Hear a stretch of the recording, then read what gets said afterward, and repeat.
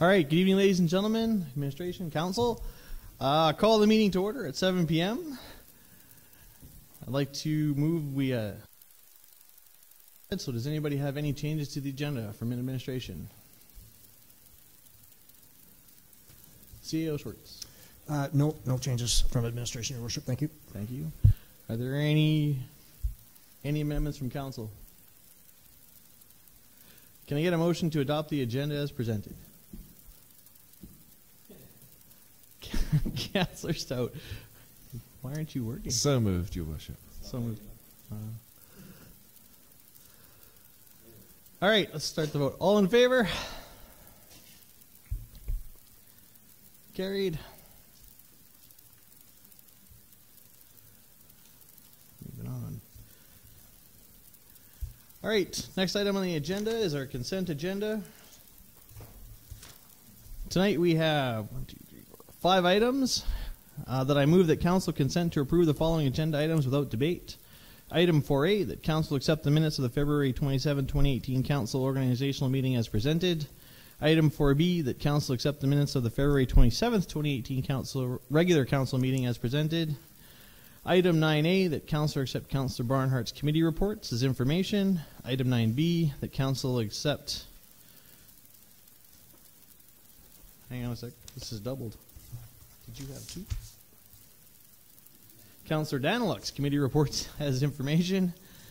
And item 11A, the council accept the grade 6 French immersion class, Ecole Colonial Estate School correspondence, re the addition of a bowling alley as information.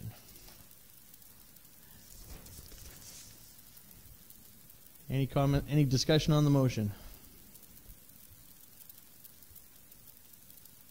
All right. All in favor?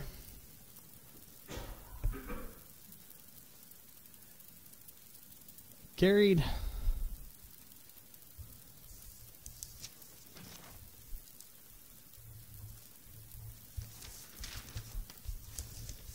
All right.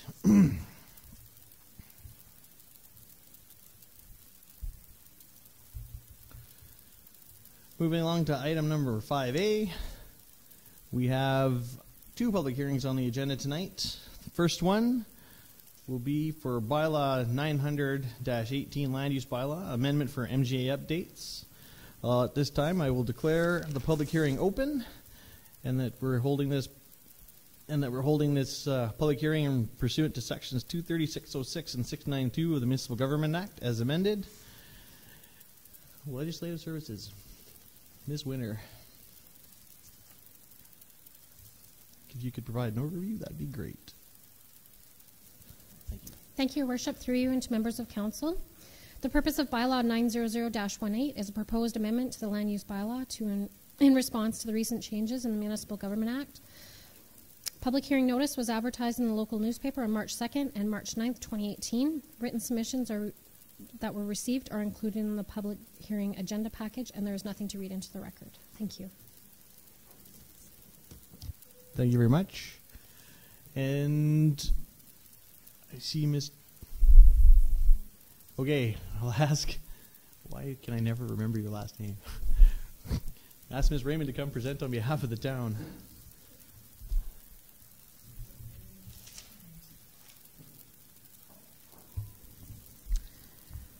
Thank you, Your Worship and members of council. So we're here tonight to hold a public hearing for bylaw 900-18 for amendments to the land use bylaw in response to recent changes to the Municipal Government Act.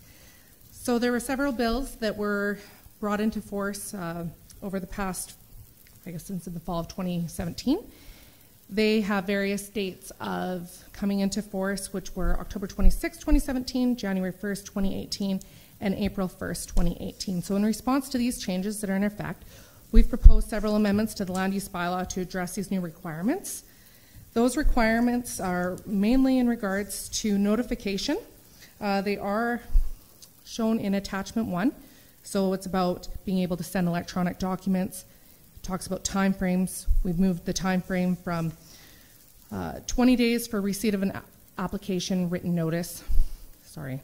We are now required to provide to the applicant within 20 days of receipt of an application written notice that the application is deemed complete, and within 40 days of written notice of the decision on the date that decision is made. So we've added the flexibility to send electronic notifications pursuant to the new legislation. We've also adjusted a couple of things in here since the last time this came forward in regards to subdivision applications, just to talk about the time frame for the decision making. And those changes are highlighted in red on attachment 1, and there's just 2 minor changes there regarding us being able to send that by electronic means. And then talking about the completeness of the application. There have been no, the application was circulated, there were no responses received or questions, so we have no issues with that. The land use bylaw, as you do know, is being undertaken right now, and then these changes will be incorporated into that later. So right now this is just to allow us to meet our legislative requirements. Thank you. Thank you very much, Ms. Raymond. Are there any questions from members of council for Ms. Raymond? Hearing none. All right. Are there any members of the public that wish to speak in favor of the proposed bylaw? Are there any members of the public wish to speak in opposition to the proposed bylaw? Oh, this is going really good. All right. Is there anybody that wishes to speak in any manner in relation to this bylaw? Last chance. All right, hearing no further presentations, the public hearing on bylaw 900-18 is hereby closed.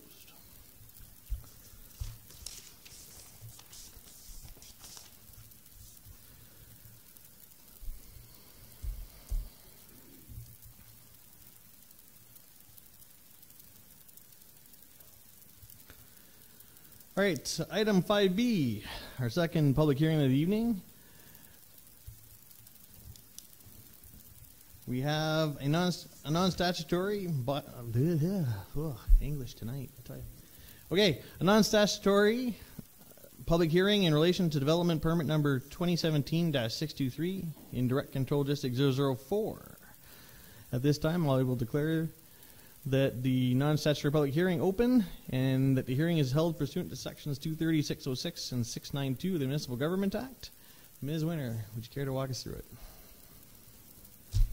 Thank you, Your Worship. Through you and to members of council and the public, the purpose of the permit application is for continued operation of a recreational vehicle storage facility at Plan 862-1006, Lot 1, 50569, Range Road 244, in the Direct Control District of 004. The notice of the non-statutory public hearing was given in writing to the applicant, adjacent property owners, and Leduc County. The non-statutory public hearing was advertised in the local newspaper on March 2nd and 9th, 2018. Written submissions have been received and are included in the agenda package. There were no additional correspondence received that need to be read into the record. Thank you.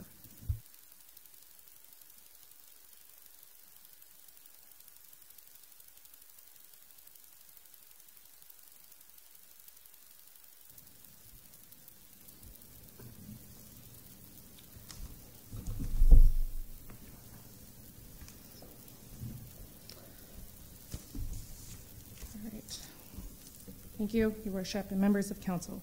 So we're here tonight to hold the public hearing for development permit 2017-623, which is for recreational vehicle storage use to be located at 50569 Range Road 244, which is located in the most northwest corner of Beaumont. The subject land is currently districted Direct Control District 004, and council is the deciding development authority on any development permit applications within this Direct Control District. The land is within the West Annexation lands and is governed under Part A of the Leduc County, well, Part A of the Appendix. I can't talk today. Not the only Thank one. you. I know, it's spreading. Appendix A Sorry. of our land use bylaw, which is Leduc County's land use bylaw at the time of January 1st, 2017. We brought that over into our bylaw, and that's what governs this. So the RV storage lot is an existing use, and it has been operating since October 31st, 2014. Well, it's been operating under a development permit that was issued on October 31st, 2014, and it expired on October 31st of 2017. The property owner then submitted a new development application to the town of Beaumont, And then this application was reviewed by administration. As you can see that the conditions for this are provided in attachment 8. This was referred to neighboring property owners as well as in Leduc County. Leduc County responded they have no concerns with the application. They had indicated that the conditions are appropriate. We did receive a response from several adjacent landowners, and we did make adjustments to the development permit conditions to respond to their concerns. They were regarding dust suppression along Range Road 244. They were also in regards to some of the screening and the visibility of property in those areas. So we did revise the conditions, which again are shown on attachment 9. Condition 4 was revised to require additional screening on the west side and no additional screening on the north. This additional screening on the west will address the concerns of the adjacent landowners on that side. And a second site visit was conducted and showed that there is a significant amount of screening already present on the north side. We did remove condition 6 because business information sheet is not a requirement of the permit application, and the condition numbers were then updated accordingly. We did clarify where the site is allowed to exist, which is in a 1.05 acre parcel, which represents 5% of the site area as per the direct control district regulation. And then, as I mentioned, we've also included a requirement to pay for dust suppression. So the condition revisions are for council's consideration, and council may adopt some, all, or none of the revisions as they deem appropriate. Thank you. Thank you very much, Ms. Raymond. Are there any questions of council for Ms. Raymond? Councillor Moncalfe-Swain. Just a question regarding the dust suppression. So I'm not very familiar with it. Is that a condition that is going to be an annual condition, or is this something you put down once and we're good for a long time? How does that work?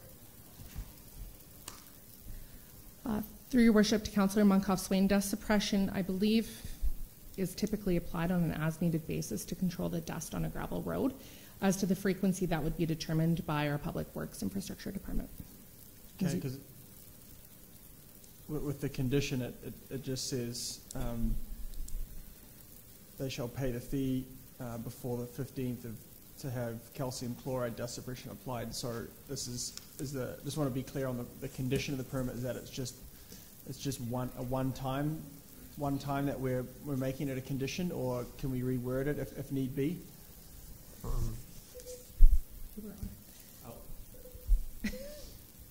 Ready to go.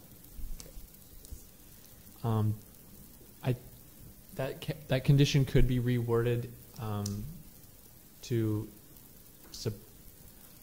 I guess, dust suppression to be applied this summer for the first time, and then on an as-needed basis, as determined by the administration and concerned landowners or the property owner, or kind of what would be whoever would be appropriate. I guess my concern is I just want clarity for both sides, right? Like if it's just a one-time thing, then great. I appreciate the background here that if it looks like if administration can ask people to do that. So I was just looking for some clarification on it. Through your worship to Councillor Moncalfe-Swain, this is a one-time dust suppression application, and then typically that's applied on request. Beaumont residents might request dust suppression in those areas or whatnot, but typically they will go through and we will apply dust suppression, in the spring to control the dust. Okay. As point of order, we'll have a chance further down in the agenda if we want to reword it then. We don't. Yeah, no, I just wanted the clarification on it, and I got it. Thank you. Yeah, no worries. Did you have something further? Yeah. I believe the intent with the condition, as it is currently worded, was that it was a one-time application, as it would be challenging for administration to require that this be done every season. So done as a one-time application, and then it could be brought to our attention again if it was necessary. Ms. Mohammed, I think you got a follow-up to that? Yeah, thank you, Your Worship, and apologies to Jordan. The condition could be simply put that dust suppression be enforced annually. So council does have the ability to change this, excuse me, change this condition so it reads that it occur annually, once a year, in order to control dust due to this development. And just to follow up, I'm certainly not advocating for that. I'm just looking for clarity so that both sides know that if it's just once, and then it goes through the regular process, I'd hate to be misleading to other people to think it was an annual thing. So if it's not the intention. So that was all the question was about, and I got the clarification. Thank you. Okay, I'll keep a note so that we actually discuss this further down the agenda, because obviously this is going to be a topic. Councillor Stout. Reading through this, the various versions of this, I get a little confused as to which sides of the property need to be screened, because it seems to have changed and then changed back again. So can I just ask for clarification, please? What we are now saying is that the north and south sides of the property are adequately screened, and that the east and west sides need some kind of improvement or implementation. Is that correct? Through Your Worship, to Councillor Stout, that is correct. Thank you. Councillor Danwick. Thank you, Your Worship. Ms. Raymond, two questions, if I don't mind. What is the approximate cost for dust suppression and as an application? And the residents who have concerns about dust, how close do they live to the actual property in question? Through Your Worship, to Councillor Daniluk. Bylaw 899-17, which is our fees and charges, is where that fee is, and then that's reviewed every time that fees and charges is updated. So I don't have the exact figure amount in front of me, but I will defer to our development officer, Mr. Brown, on the distance from that property. I believe that, that concern came from the landowners that own the property across the gravel road to the west of the RV storage property. Okay. So directly adjacent, just have the gravel road dividing them. Thank you. Are there any further questions for admin from council?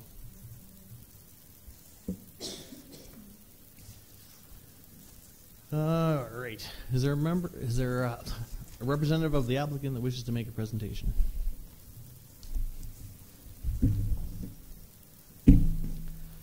I'm noticing the crowd. So as people come in and step up to the mic, I'd ask that when you come up, you state your full name clearly for the record and speak into the mic, and please make your presentations brief. Thank you.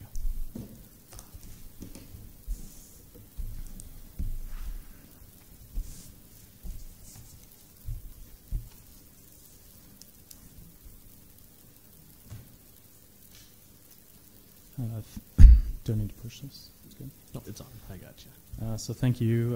Good evening, Your Worship and council members. Thank you for hearing my presentation tonight. My name is Jeremy Killen. I'm here on behalf of the landowners, KSG Land Holdings and Janet Ryan Newell. I currently manage both the property and the RV lot and state RV storage.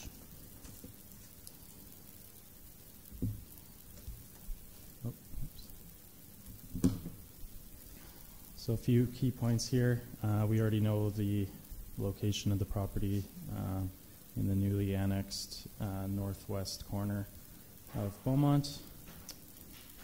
We're aware that the annexation has been a significant and huge undertaking for the town.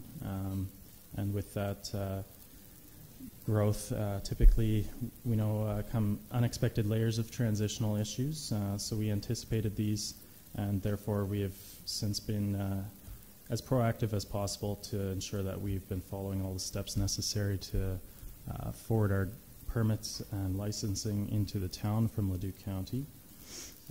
We've initiated the meetings and communications with the town regarding these, and we've been actively following up when direction wasn't forthcoming. I'd also like to note that the Beaumont staff that we have dealt with thus far have been unfailingly professional, and we understand that any issues we've had dealing with this so far isn't the responsibility of any one person.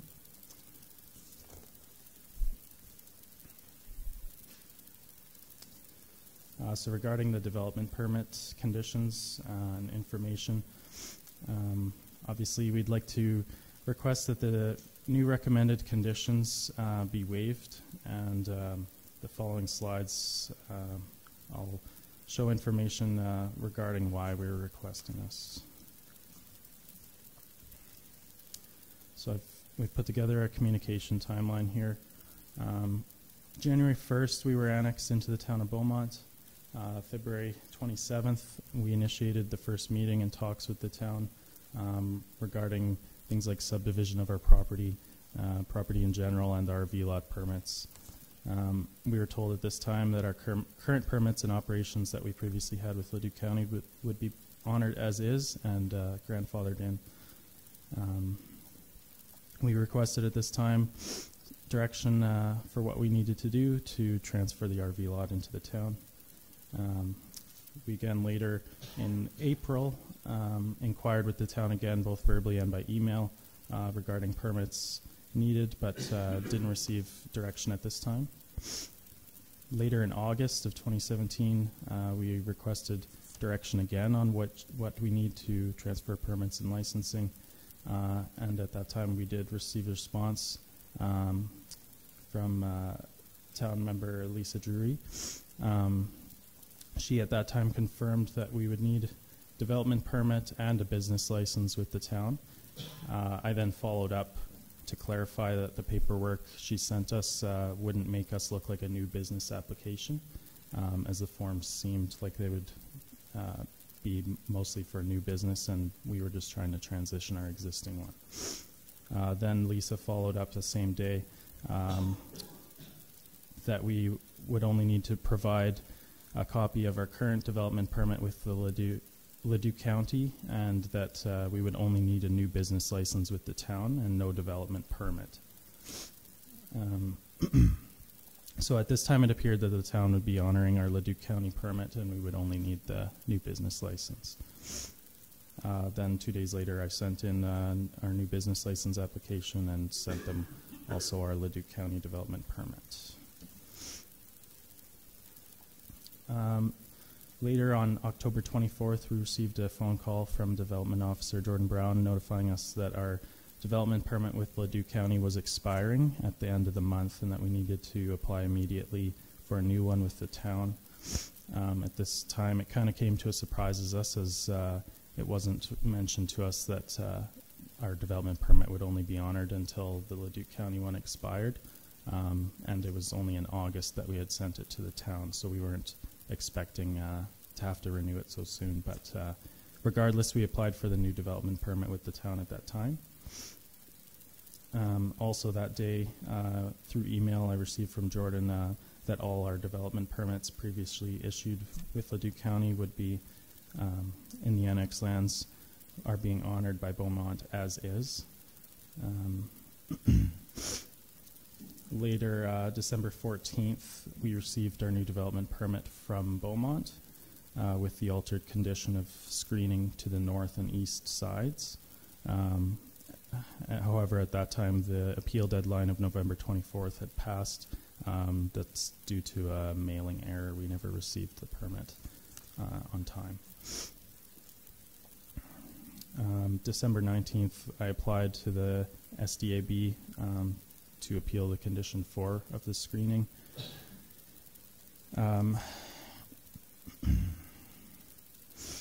This condition has been changed from the north and east to the east and west now on the agenda.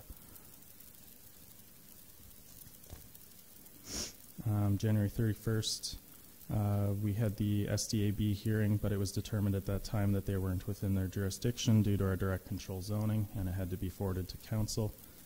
So our development permit was then revoked and a new application sent to council instead. And then we come to tonight's meeting, where we currently still don't have a development permit, and there's altered conditions as well being recommended to council. So again, our main goal tonight is for the town to honor the grandfathering agreement. As it reads out, it is Beaumont's intention that when the newly annexed lands are incorporated into Beaumont's land use bylaw, that the regulations will also allow for the same land uses and development standards as those currently provided for under Leduc County's land use bylaw.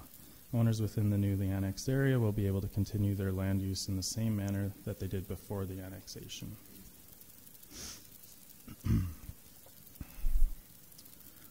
So regarding the conditions of the added screening,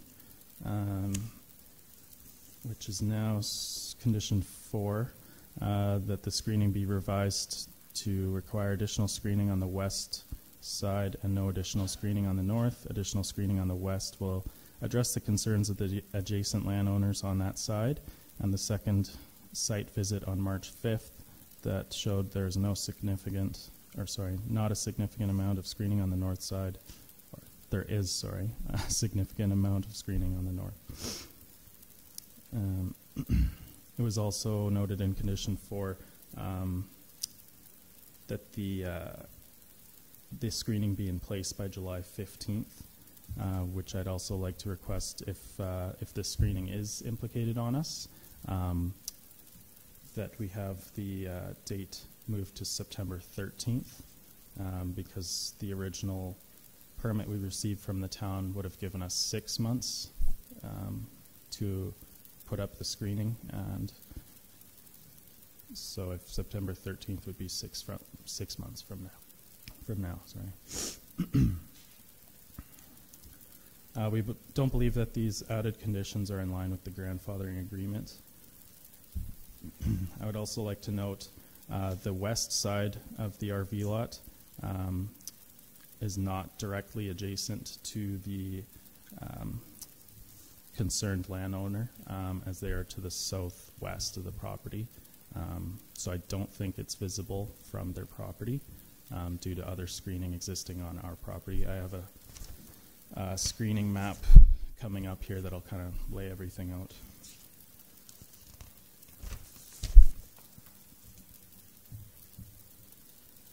Click back one.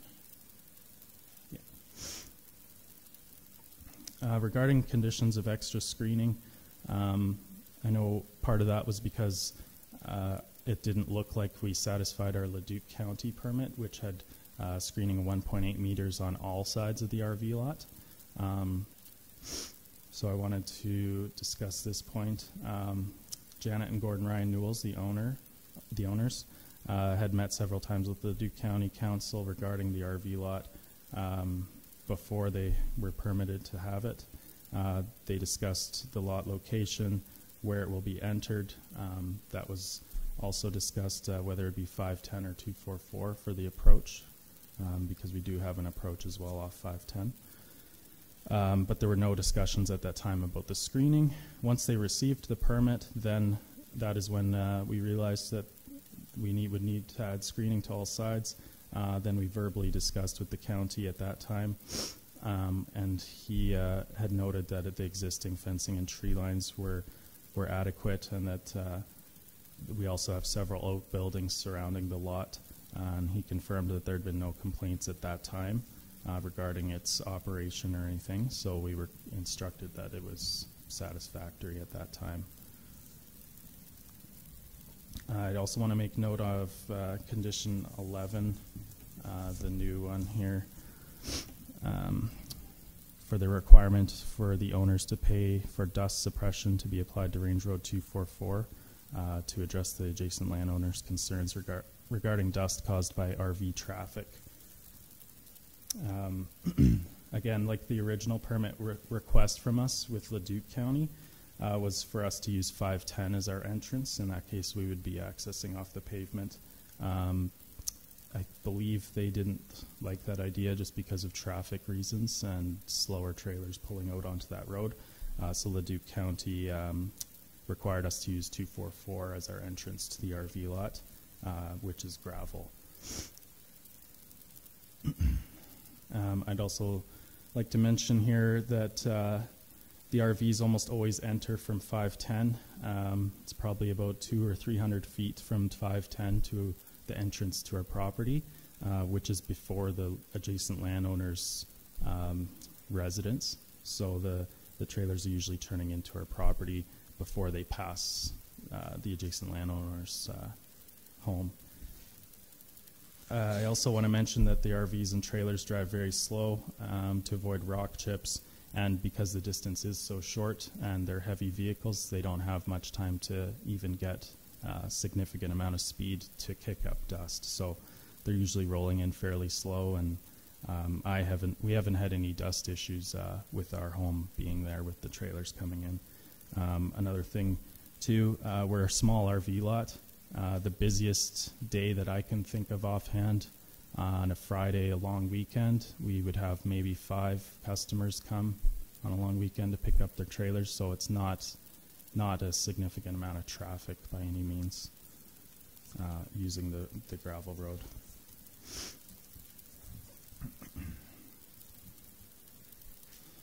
Here's our screening map. So in red we have barbed wire fencing at 1.2 meters, 1 to 1.2 meters in height. The green lines indicate all the tree lines, and the blue line indicates the 1.05 acre RV lot storage area. As you can see, there's 2 rows of screening to the north, but that has since been deemed that it's sufficient. The west side, the trees definitely are more sparse than the north side, but there is some screening there as well. And the east side being just the barbed wire fence. Also wanted to mention, somewhere I saw a question about surveying. We did in fact have the site professionally surveyed before we applied for the RV permitting with Leduc County. And so at that time it was marked out and kind of placed in a good area for drainage and such.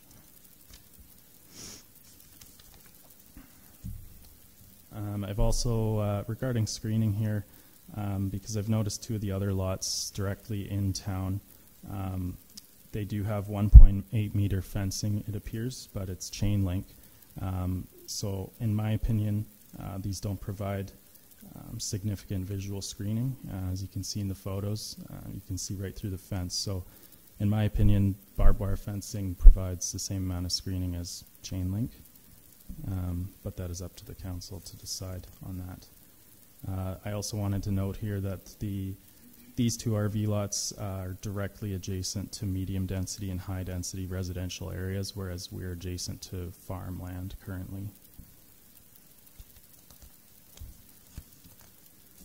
And to summarize here, again, we've been trying to transition into the town, and we've been proactive with this since February of last year.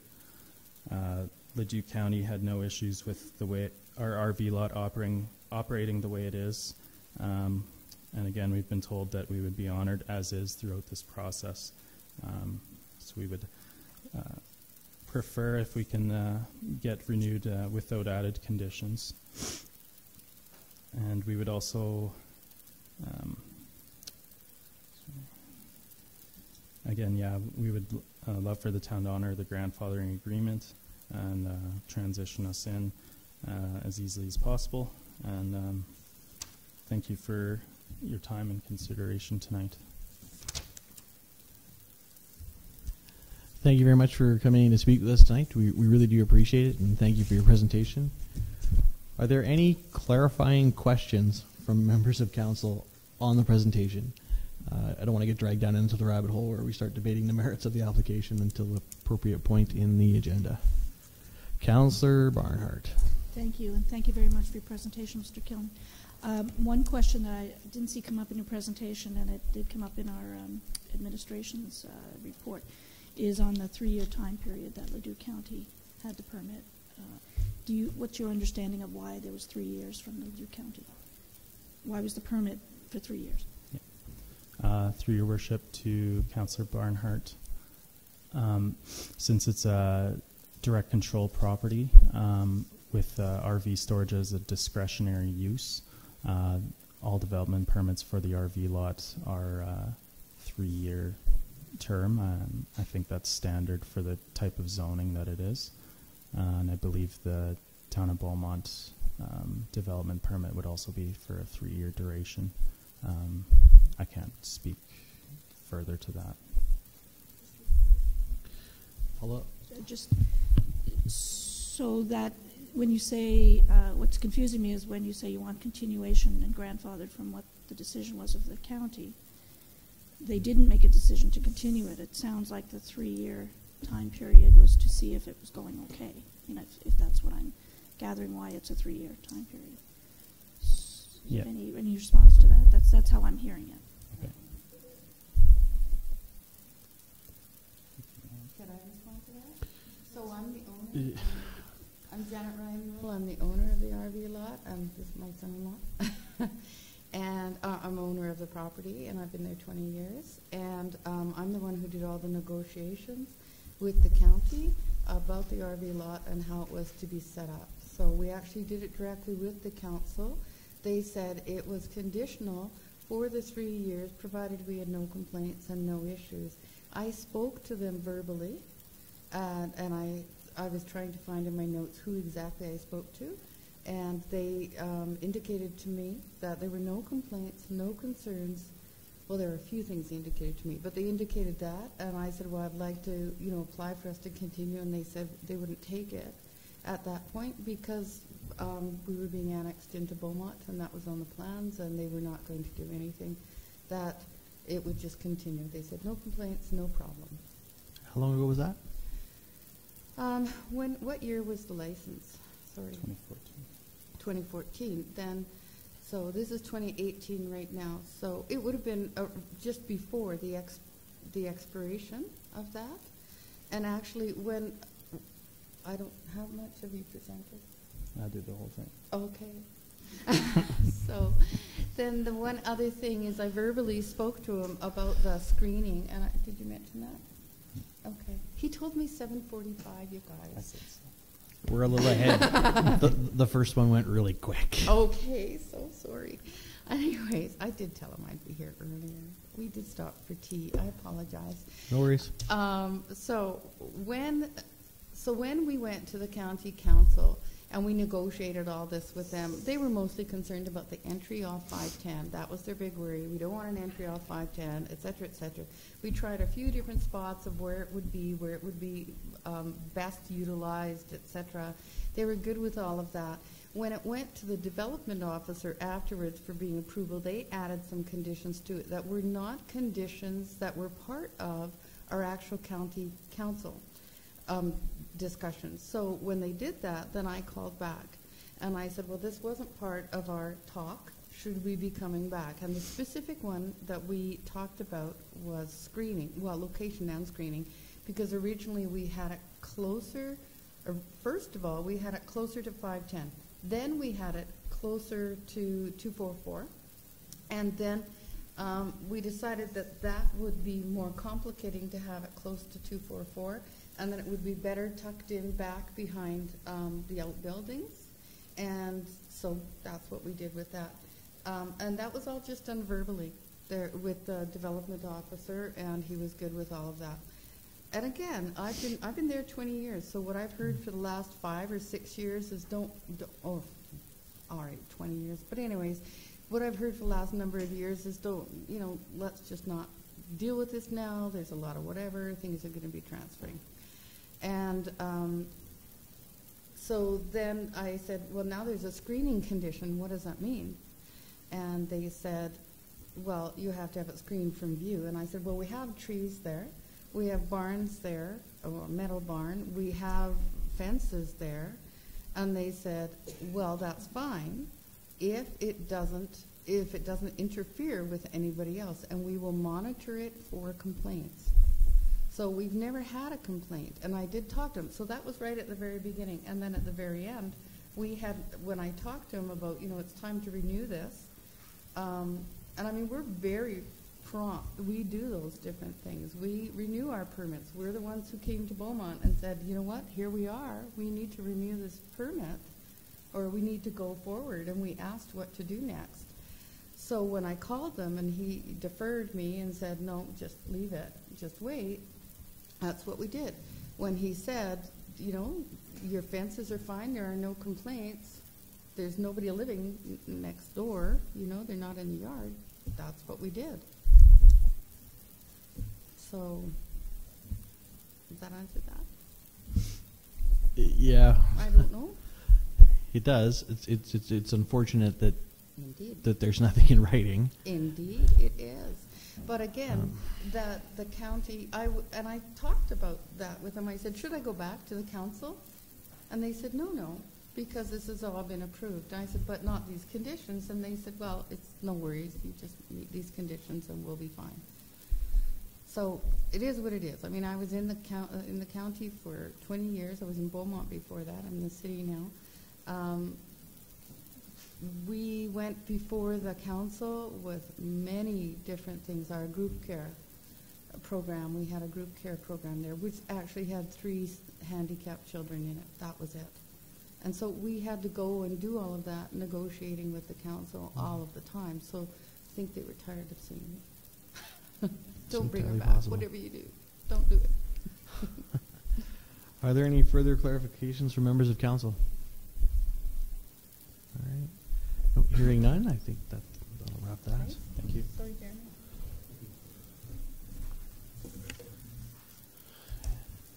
Oops, sorry.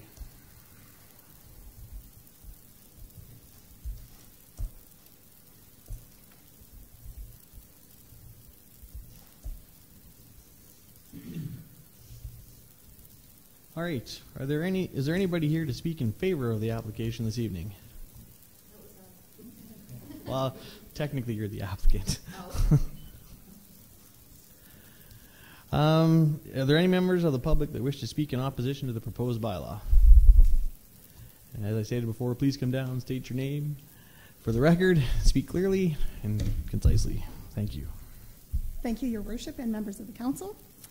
My name is Jackie Valley, and I am an adjacent landowner to the End State RV storage.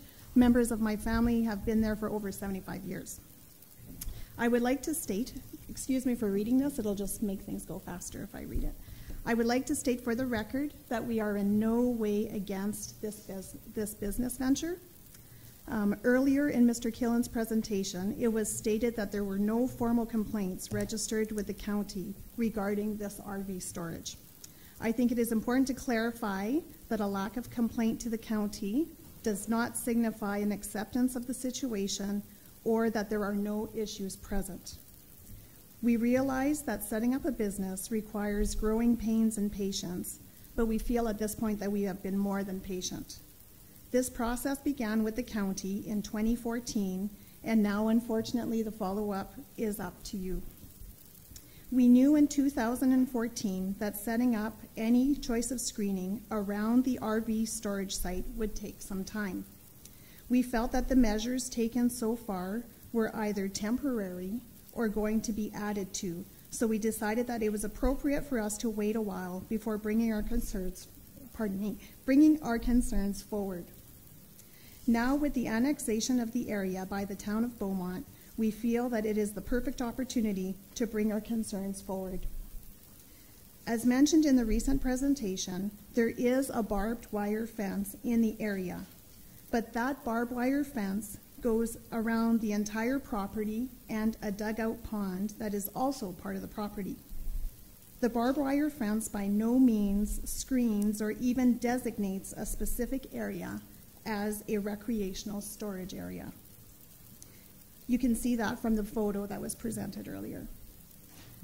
There are adequate trees on the north side of the property which shield the storage area from the north, but on the west side, the trees are sporadic and the screening barbed wire fence is actually hundreds of feet away from the actual RV storage area.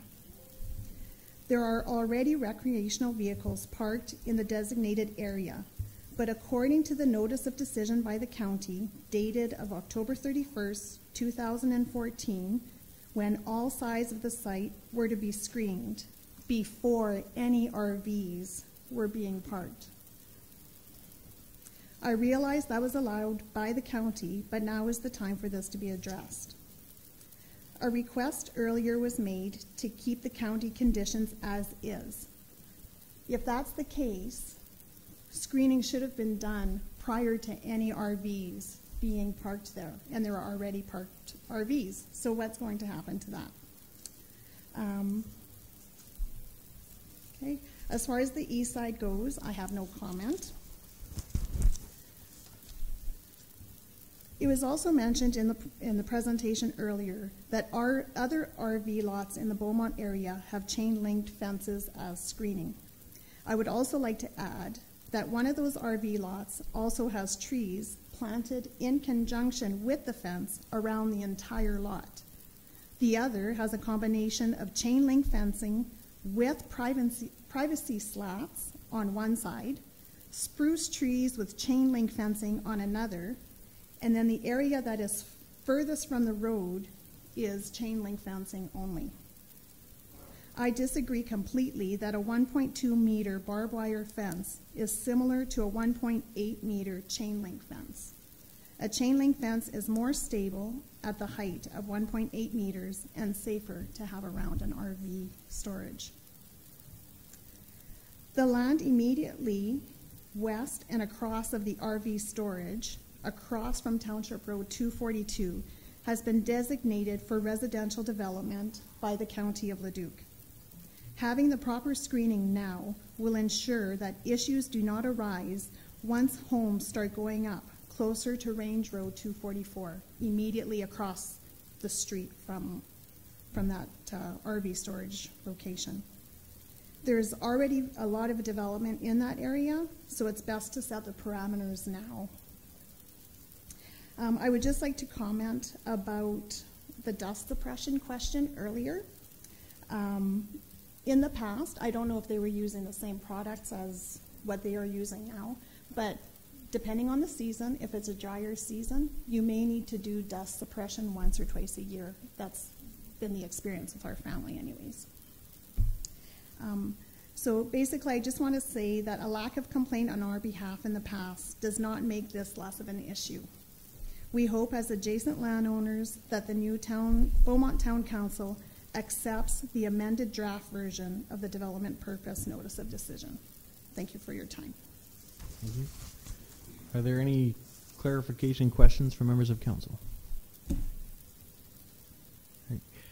Thank you very much for coming. You need to be quicker. Councillor Munkaw-Swain. The comment was raised before about the fact that the RVs are turning in before the property with regards to the dust. So could you speak to that and what the concern is? Is the dust traveling down? Just if you could provide a bit of clarification around what your concern is around the dust. Right. So depending on if they are turning in from 510, then that issue will be null and void. But if they come into the property from Range Road 244, that entranceway is literally maybe, I don't know, for measurement, let's say 50 meters. Looks like 50 from, yeah, in front of me, about or 50, so yeah. From our turning in lane, and obviously dust travels where it wants to go. So we're just concerned with the additional traffic that it could cause extra dirt or extra dust and things like that. Okay, thank you. You're welcome. Any further questions from members of council? All right. Thank you very much for coming down to speak with us this evening. We really appreciate that. Is there anybody else in the audience wishing to speak in opposition to the bylaw as presented?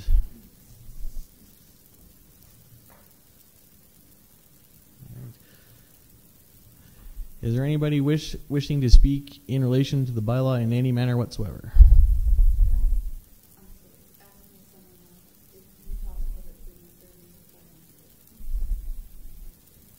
Thank you. Is there any further wrap-up comments from admin? None? All right, at this point, we will declare the public hearing closed, and as there are no further presentations. Thank you very much.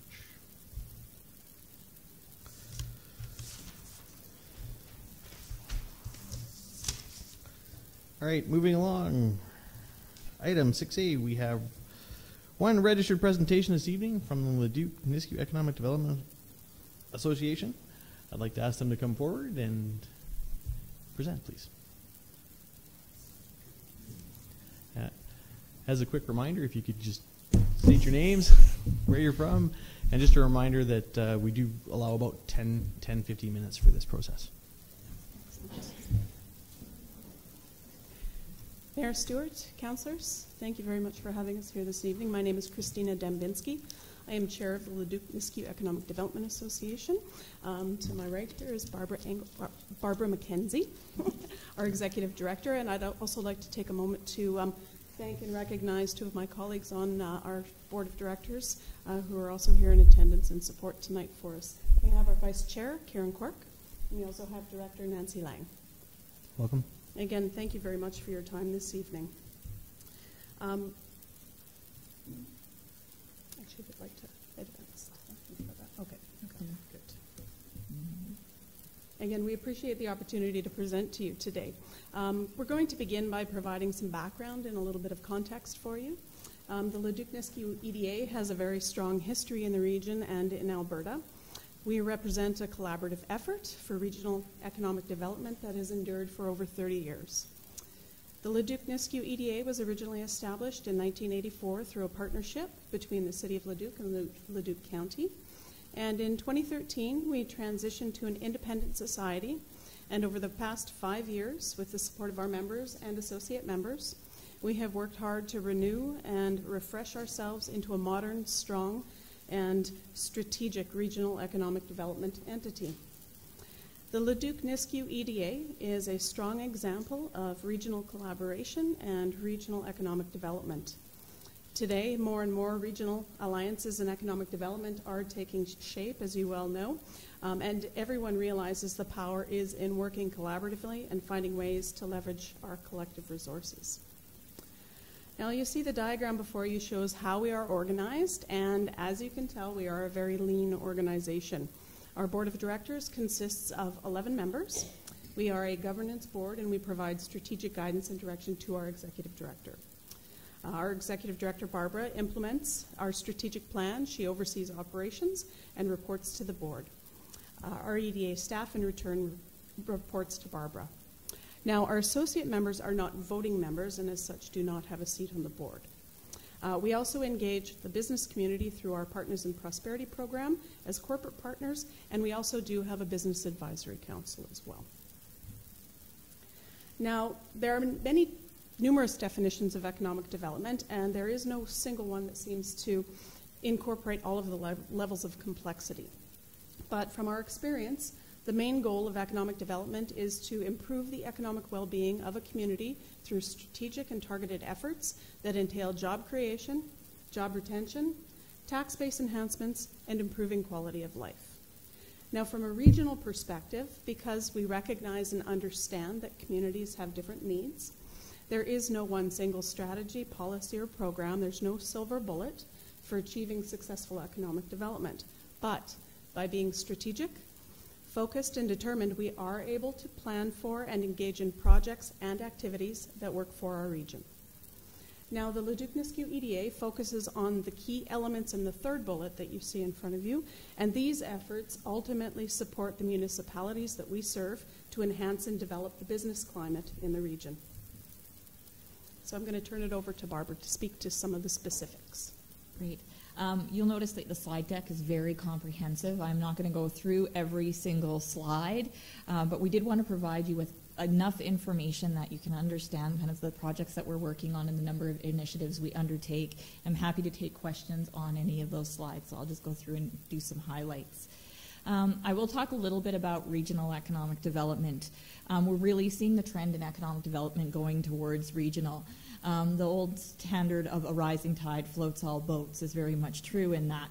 And enhanced regional cooperation is important, as business doesn't really care about boundaries.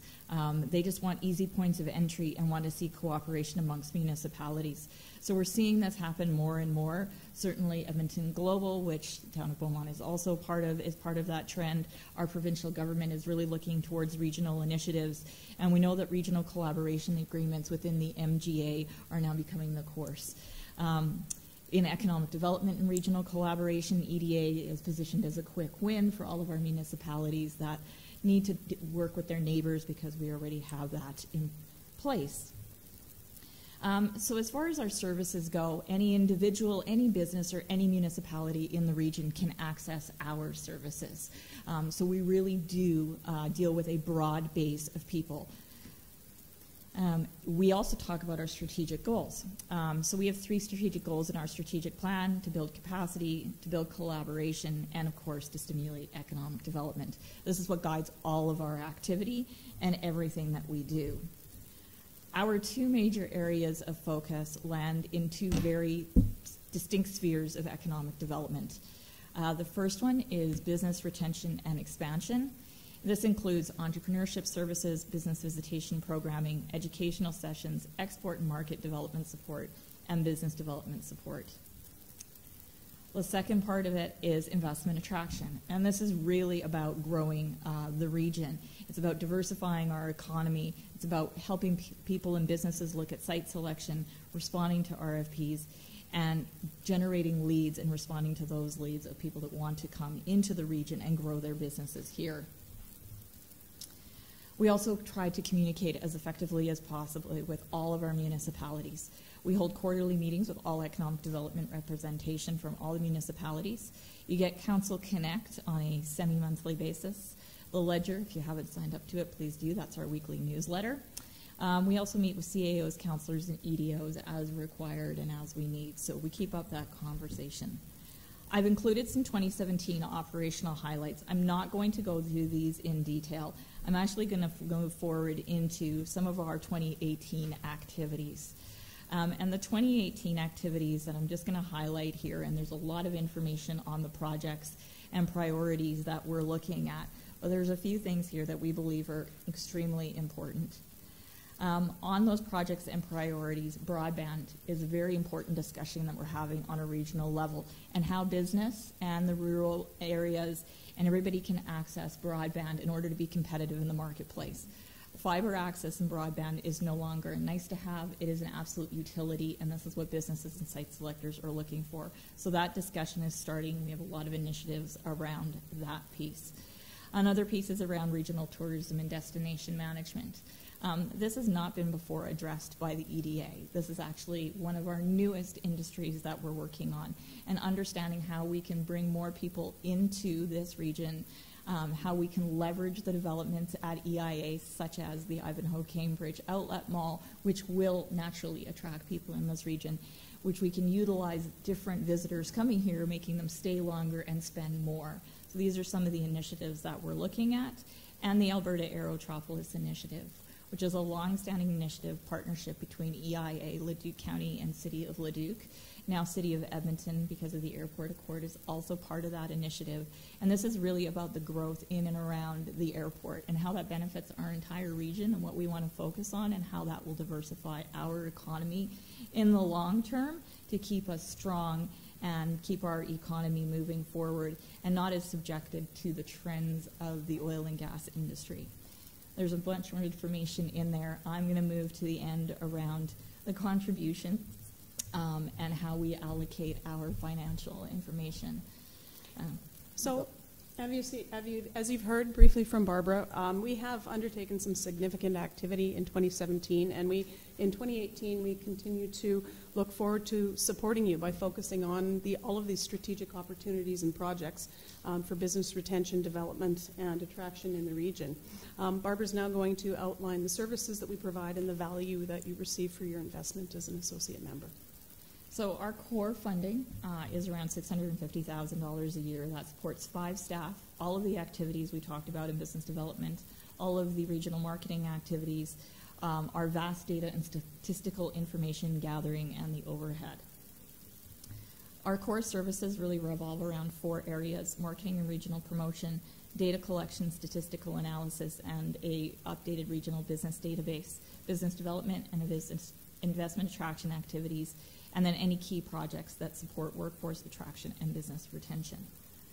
We also have non-core services that we support communities with, and these are often done on the request of all our members and associate members. So that's trade show and trade mission representation, any sort of formal business development and entrepreneurship supports, our real estate GIS system that wants to be built into community websites, access to that business database, economic development strategy consulting services, and project leadership consulting outside of our base activities. So we do provide extra economic development strategy consulting to all of our municipalities upon request. So that is something that we can work with municipalities on. I've also included here, and if you want to skip to the next slide, talk a little bit about how our associate member services are constructed and how those fees are. So on the next slide, historically, Beaumont has contributed about $10,000 a year, and that includes 3 basic elements of service that we provide, which is key projects, integration, access to that statistical information, and then marketing and promotional information. That really allows the town of Beaumont to access the national and international audience that we market through our website, all the data and analytics that we collect and are available on our website, any ongoing economic discussions that we're having about economic activities, and participation in all those key initiatives such as tourism and regional broadband. We'll also get access to the property locator on the website, which sells all the properties in the region. We have about 100 listed at this point in time, and it grows on a daily basis. Access to all the economic development expertise within our area, in our organization, and access to the investment attraction support. The benefit of that is really, all of your businesses have access to all of our services and support, whether it's our entrepreneurship supports or site selection or anything like that. Access to all of our educational programming, inclusion and understanding of projects like Alberta Aerotropolis, and connectivities through initiatives such as Edmonton Global through our participation, as well as yours in Edmonton Global. And really, the rest of it is just a little bit on kind of what we track, how much data we track, the economic impact studies we do, the value of our website portal, and how that is shown, and then a bit more of a breakdown on some of those services.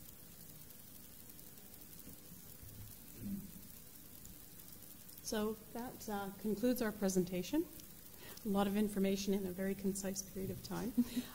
But we'd be more than happy to address any questions that you have. Thank you again for your time and attention, and we will welcome any questions. Thank you very much. We do appreciate your coming in tonight, and we do appreciate you not going through slide by slide. There was a lot of information in those slide decks, and I really appreciated that level of detail. At this point, I'll open it up to questions from members of council. Councillor Daniluk. Thank you, Worship. Thank you, ladies. Just a quick question. I understand the purpose of the Economic Development Association. It's a great facility. Can you give us some kind of an idea, not tonight, maybe at a later time, a follow-up, how many businesses in the Beaumont area have sort of benefited from your services, or maybe some that have actually started up as have initially contacted you, or organization, pardon me, and end up coming to Beaumont or the general area that helps us out here in Beaumont? Absolutely. We can definitely pour more concise data for you. What you're very fortunate is that you have a great economic development officer within Bert Roach, and we work very closely with him. So we've had numerous discussions with him on businesses that might be wanting to come here. We've done a number of introductions back and forth, and certainly there have been businesses that have accessed our services at different levels from town of Beaumont. We're also involved with your Chamber of Commerce, so consistently adding that service, whether we track that or we don't, we know that people are outreaching and we're providing different, but we can get you some hard numbers. That'd be very helpful. Thank you. Thank you very much. Councillor Barnhart. Thank you. And thank you very much for the presentation. It's a review, and then there's new information here as well that I didn't know before. I'm wondering if you could put the slide back up that had the associate membership services. I don't know if you can go back to that or not. It's blue. There you go. So I guess the question is around funding. Are you getting funding from the members to make up that $650,000, or are there grants as well and fundraising? I'm just curious about that. Yeah, the $650 is our core membership funding. Our budget is more than that, but it's dependent on the number of grants that we get every year. So that $650 really covers the 5 core staff, our overhead, and all of that. So that's the contributions from the City of Leduc, Leduc County, and our 5 associate members. just to follow up, Your Worship, is it public information how much a full member pays? I see we contribute 10,000. We can provide you with that information. It's public because it's the Leduc County and City of Leduc, contributions. It's within their budgets, so we can definitely provide you with that information. And full membership is what's needed to have your name in the name of the association? I've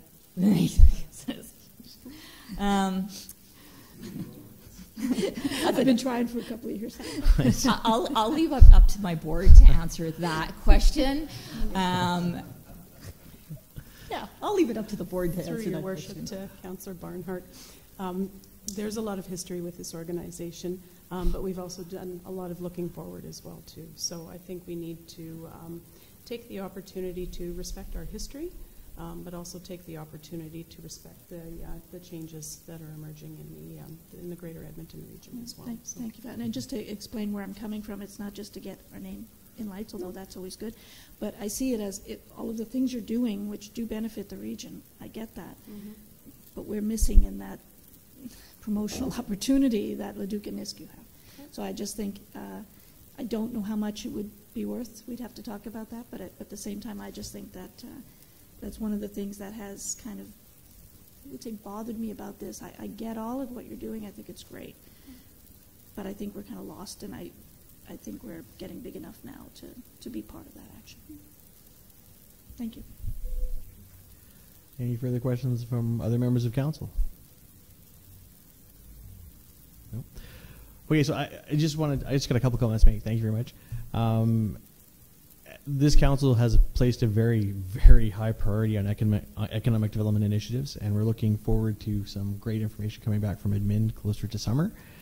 And at that point, I'm sure that we'll be opening up some discussions as to how your organization sort of fits into all that role and what changes, if any, there may be. I know you mentioned broadband. That's a huge topic, and it's kind of funny that you mentioned that because we just had those conversations at the EMRB, and we've just allocated a large number of funds to doing exactly the same types of studies that you're proposing. Have you had a chance to talk with them so that we're perhaps doing something regionally collaborative instead of doubling up and spending a bunch of money twice? So we actually haven't allocated to any studies yet. Our first effort is really the workshop that's coming up in April to do some education, and especially with businesses and other areas, to understand what regional broadband in a rural perspective kind of looks like and what that looks like for our region, and determine what some next steps might be. There's been a lot of work done by the provincial government that we also don't want to duplicate. So we want to make sure that we're taking the right steps in the right direction, so really going through that experience first. Okay. I do know that the MRB has done phase 1. I would just, suggest you talk to them and get phase 1 too. Then you know where they're at.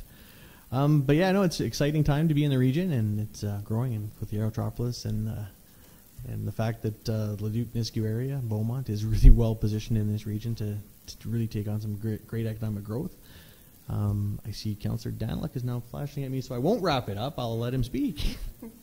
Question. Thank you, Your Worship. Ladies, just a quick question. So if I want to start a business in this area and I were to contact your organization, is there a economic development package you already got prepared that would tell me, this area has this to offer, this area has this to offer, some kind of package that I was going to decide to come to this area to start a business? Can you send that to us? We can see what you've got developed at this point, or what it looks like, or... We actually don't do packages. We do customized. So we have a very deliberate process where our business development officer works with the individual, finds out all the questions, everything that they need. Then all the information is on our website, and we custom create information for them that links them back all over our website, and we'll provide them customized information about key sites that they're interested in, key facts that they need. We believe in that level of service, so we don't just send out packages. No, that's good. I was anticipating something that's better than just a package. That's great. Thank you for clarifying. All right. Anyway, as I was saying, thank you very much for coming in. And like I say, it's an exciting time in the region, and looking forward to some ongoing work and collaboration and see what we can do from here. Great. Thank you.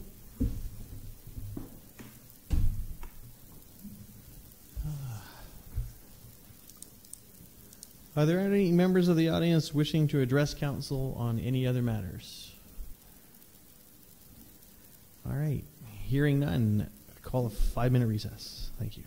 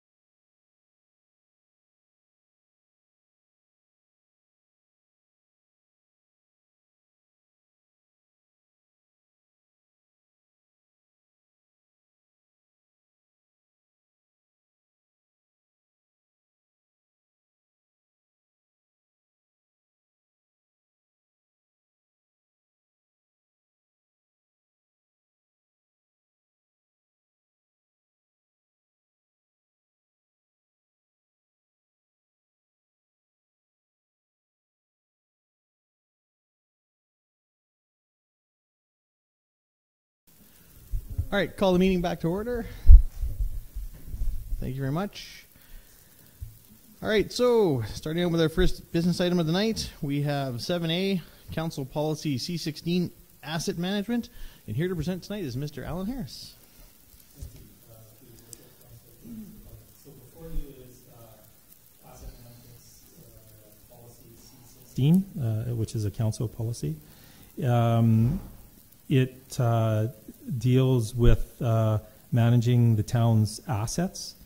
And the benefits of the program are many. Some are listed as capital replacement cost requirements, are quantified, predicted, and reported. More comprehensive communication with ratepayers and elected officials relating to those costs. Service delivery and operational requirements are coordinated, fiscal responsibility and accountability, and provides information to support the measurement of cost service and improved information to support long-term planning. In 2013, Council approved $250,000 for the purchase of an asset management system. That's in the process right now. The town purchased CityWorks, and staff are going through in regards to setting up the program. But before you is the policy, and the budget and financial impact is again improving decision making, accountability, and transparency, while linking investment decisions with service outcomes, better demonstrating the long-term consideration of short-term decisions, reducing the life cycle costs while maintaining improved levels of service, and linking infrastructure investment decisions to service outcomes. The policy was drafted based on the Alberta Getting Started Toolkit user guide and is here before you for approval. Thank you very much, Mr. Harris. Just before we get into the motion, just a quick little backgrounder. Apparently, council approved money for an asset management project back in 2013. Can you just give us a quick highlight of how we're at and where we're at in the project and what the policy, how that policy fits into it? Oh, okay. So the policy is a 50,000-foot level, and it talks about the service levels. What are the principles behind asset management, which are identified in the policy, and the purpose and the scope identified through. So effectively, what the policy does is drives the asset management system and the policy decisions going forward. The system, the software system, CityWorks, what it does is staff have, we've started in the infrastructure side of staff. It has a customer service module, which links into our GIS system. So all our assets will be tied into a GIS system, pinpoint, and so forth. It also produces work schedules in regards to repairs and maintenance over a period of time.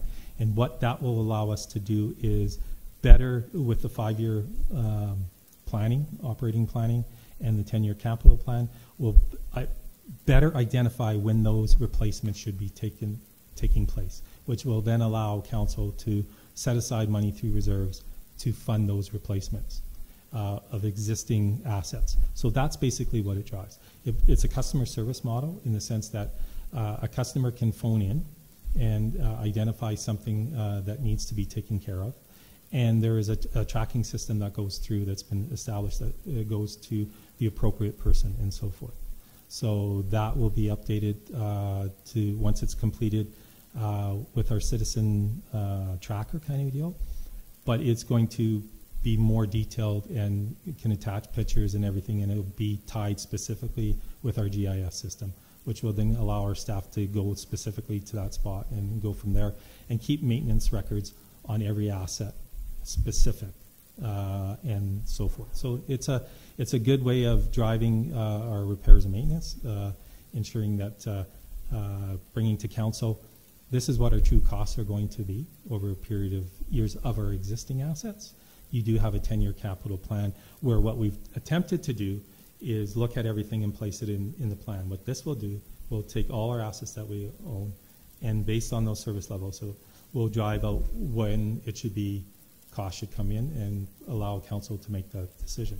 Having said that, if council doesn't want to proceed with those decisions, it's just going to push it back and push back those costs. So effectively, that's what it does.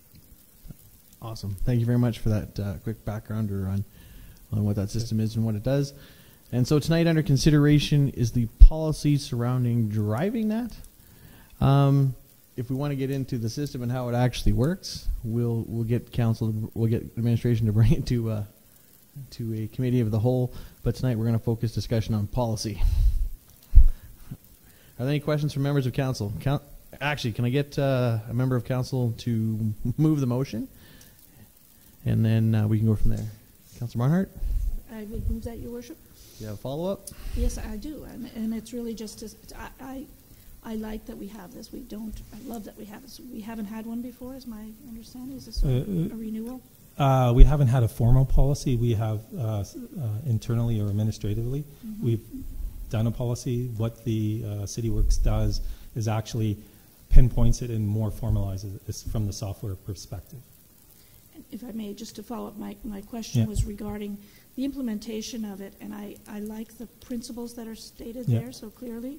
I think that's the nub of it, to make sure that we're always in line with those principles. And I'm just wondering if you have thought yet of any way of making sure we keep those principles front and center when we're dealing with capital infrastructure and asset management. So those principles are built into the background of how the software works. So in regards to the other section, I talked about the customer service section, but there's also a risk management section, and there's also amortization or fiscal analysis that is built into the system. So it not only tracks the maintenance of that asset, but it also tells us, given what the amortization is of that, when is it going to be needed to be replaced. There's also will be reviews, and we're currently going through the assessments of each of the assets on a yearly basis to compare it to the assessments that are done through the program. So the program drives certain things, and then we review that each of those items to say, okay, does that make sense that we can replace it right now, or do we push it back a year, kind of deal. So there's still.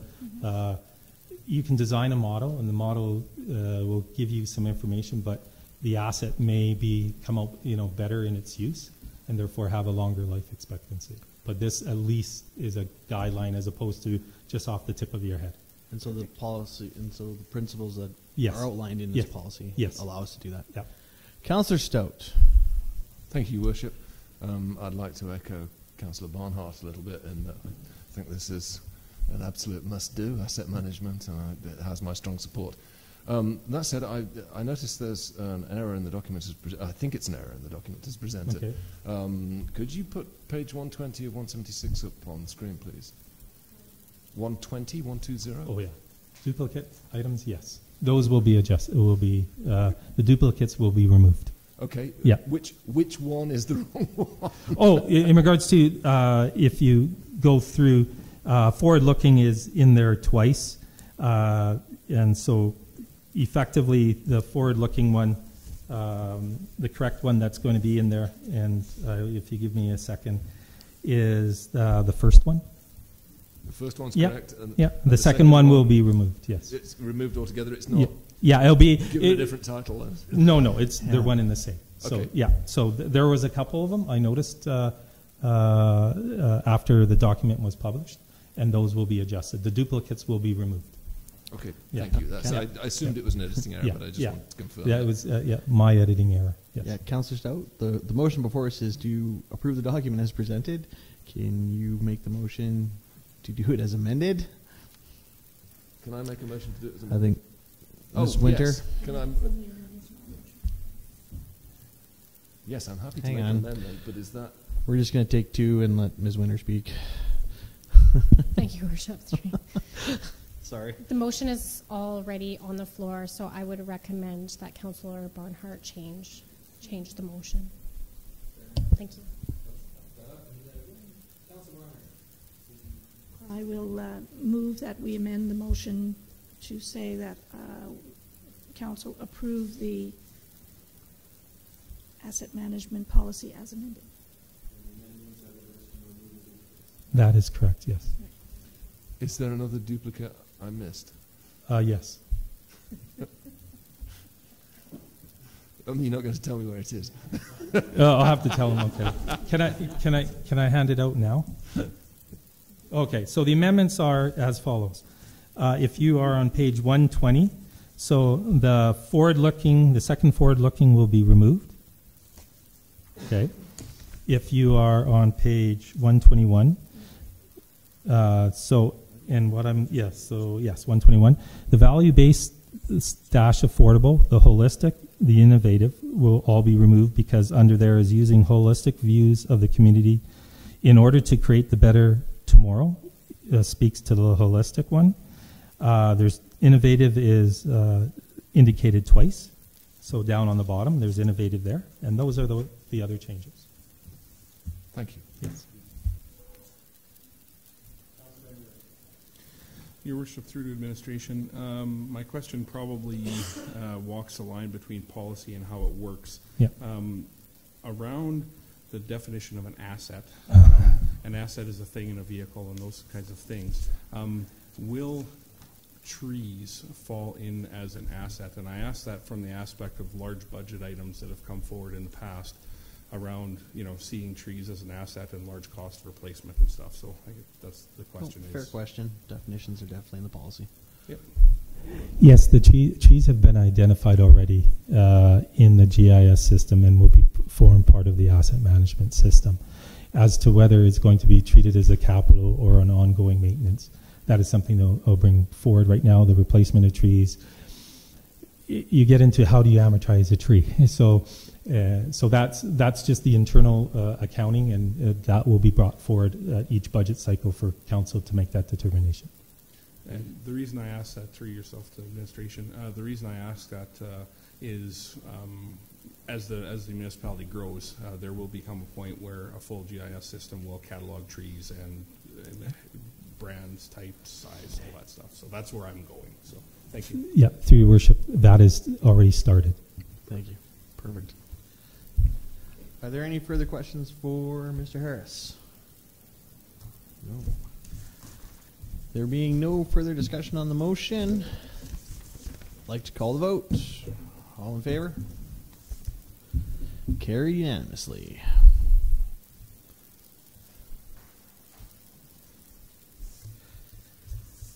All right, next item up on our agenda this evening is item 7B, Development Permit 2017-623, Direct Control District 004. Is Ms. Raymond coming to speak to this tonight? Okay. I'd like to ask Ms. Raymond to come up and present this topic for discussion.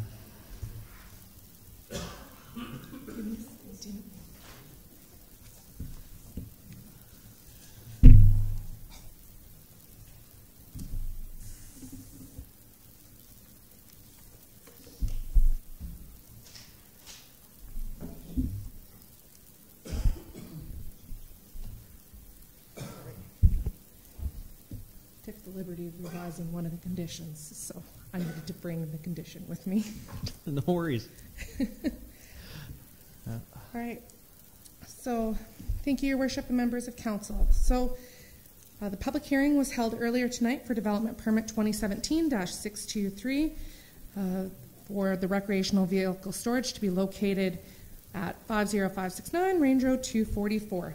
In that public hearing, we did hear that there was a matter regarding the dust suppression along, Range Road 244 there, which would be in there as condition 11 on page 133 of your agenda package. We would like to propose an amendment to condition 11 that would state the following. The approach shall be maintained to avoid any damages to the municipal road surfaces. The owner shall arrange for dust control suppression along, on Range Road 244 along the west side of the property on an annual basis or as required by the Development Authority, with the first application to occur before July 15th, 2018. Okay, we'll take that under advisement. As we mentioned before, council is the approving authority for this. You may debate any of the conditions that you see on here. And then that development permit would be issued for the 3-year time span or whatever time span that council did so choose. Thank you very much. Just before we open this up, can I get a council member to make the motion, and then I got a couple comments before we start debate. All right, I'll make the motion. Of course, I'm out of my. I'll make the motion that council approve the development permit number 2017-623 for recreational vehicle storage to be located at Plan 862-1006, Lot 1, 50569 Range Road 244 with the development permit conditions as amended and drawings as attached to attachment 1. All right, so before we get into debating this, a couple things, a couple housekeeping items. One, let's just keep, I don't want to go amendment by, or condition by condition by condition. Let's just focus on the ones that are in contention. And from the public hearing, there was 2. There was dust suppression and screening that I think council is going to have a discussion on and deal with this evening. As well, there was some comments some comments brought up tonight during the public hearing in relation to conversations that went on between Leduc County and Leduc County Council and Leduc County Administration.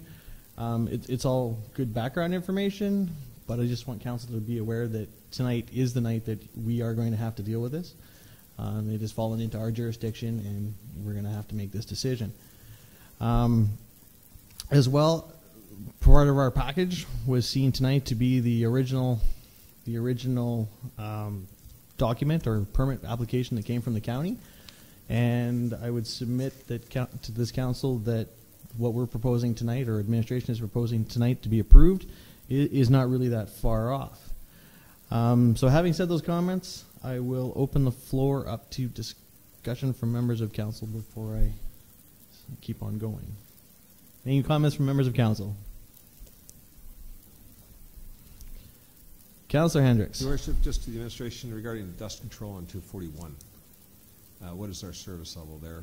Basically from 50th Avenue South on 241. On Range Road 241, sorry, or 244? 241. I will defer to Ms. Mohammed on that one. Ms. Mohammed. Thank you, Your Worship. Dust suppression would be on demand. So if they're looking for, if there's a problem with dust, paying the fee, and then we would go out and provide that dust suppression. That's follow up. Your Worship, thank you, and to the just to take us back a little while to 241, and before the entire 241 was say paved in front of the Jejong property, we used to do on a regular basis a calcium dust suppression, and it was part of our service levels. It was a natural part of our service levels because gravel creates dust. I'm just wondering why this particular 244 would have to be at the cost of the ratepayer who backs onto the property. Just as we plow, we do other things, why would we not do dust control? There's other counties that certainly, Thorhill County drops, as I know for a fact, dust control packages down the entire limit of their south boundary just to deal with the dust, and that's part of their normal service call for that area. So I'm just wondering why would we not have that as part of just our normal service level that we provide calcium dust control? Fair enough. I'm confused. 241, you're talking about the southeast, the Range Road from 50th Ave, southeast corner of town? Right. And we used to do that? Yes. Okay. I'll put it back to administration. Ms. Mohammed. Thank you, Your Worship. So our service levels are based on the residential uses that occur out on those lands.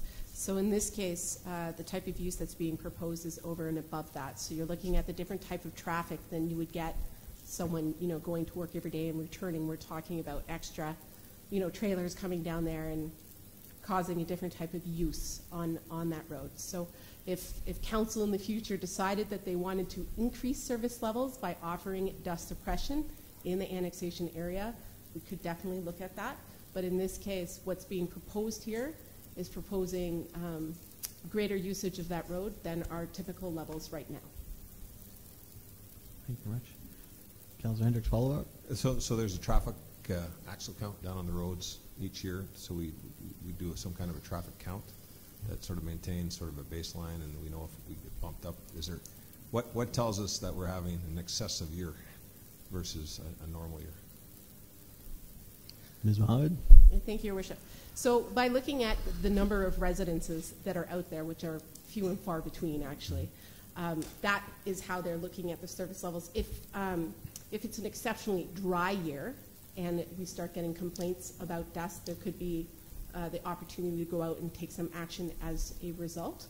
Yeah. But generally, and even out in Leduc County as well, with dust suppression, how it works is the residents pay for dust suppression to occur, and then the municipality goes out and provides that service.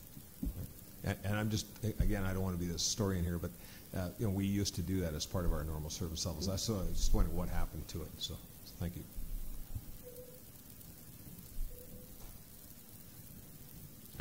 Are there any further comments from other members of council?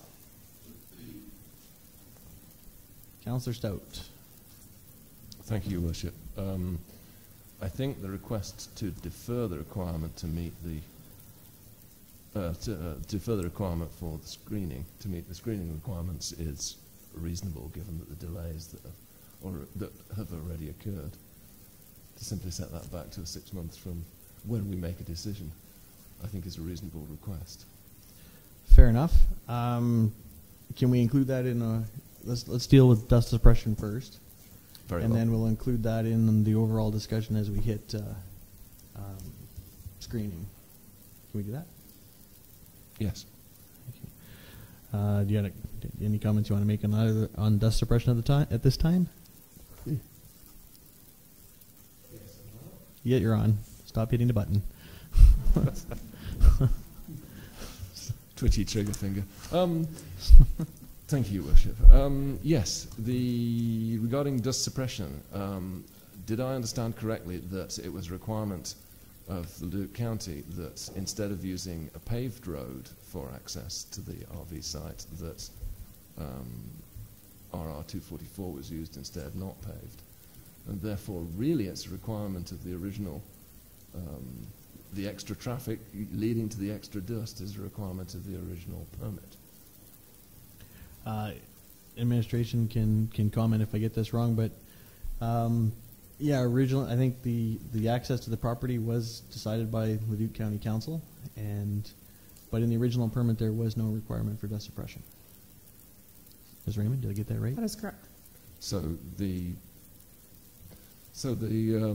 owner is then responsible for the dust suppression suppression of dust that they've been required to make in order to perform the business that they were given a permit for. Correct. Seems to me is where we're going here. The question before us is whether or not we want to include this clause in the development permits, and at what level is the decision that we're being asked to make this evening. So I don't think I can support that. Okay. Councillor Munkoff-Swain. So hang on. Just to be clear, you're advocating that we remove clause 11 from the document? Yes. Okay. Councillor Munkoff-Swain. Thank you. Just a quick follow-up along the lines of Councillor Hendricks' questions. Range Road 244, is that in the town's boundaries, or do we go right up to the road allowance and then it's Leduc County boundaries at the actual range road itself? Through your worship to Councillor Munkoff-Swain, through the annexation order in council, Range Road 244 is the town of Beaumont Road. Okay. Thank you. The follow-up then, or just some discussion on the dust suppression.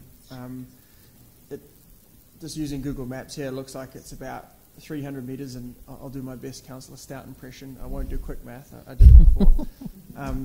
So about 300 metres, and looking at the fees and charges, the first 120 metres, $400, and then additional $5 per metre on top of that. So if you looked at the 300 metres, that's looking at $1,300 a year.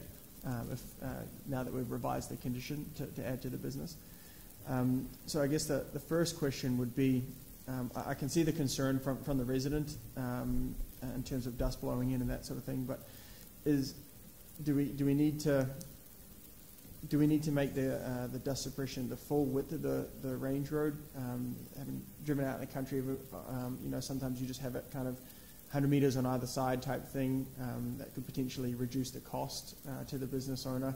I'm not sure how much of the dust that when you just turned on that first couple 100 meters would make its way. Obviously, completely out of my realm of expertise. But just curious if there's a way to potentially amend instead of saying the full range road along the width of the property.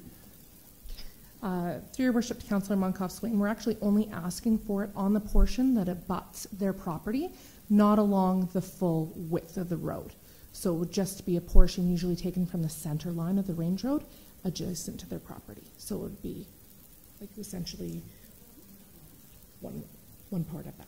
But to be clear, you've asked for it along the whole western edge of the property. The whole western edge of the property, yes, but not along the whole range road 244. Yeah, okay, sorry, and I can see how my question confused you there. But ultimately from 510 down to the edge of their boundary, which is about 300 meters. That is correct.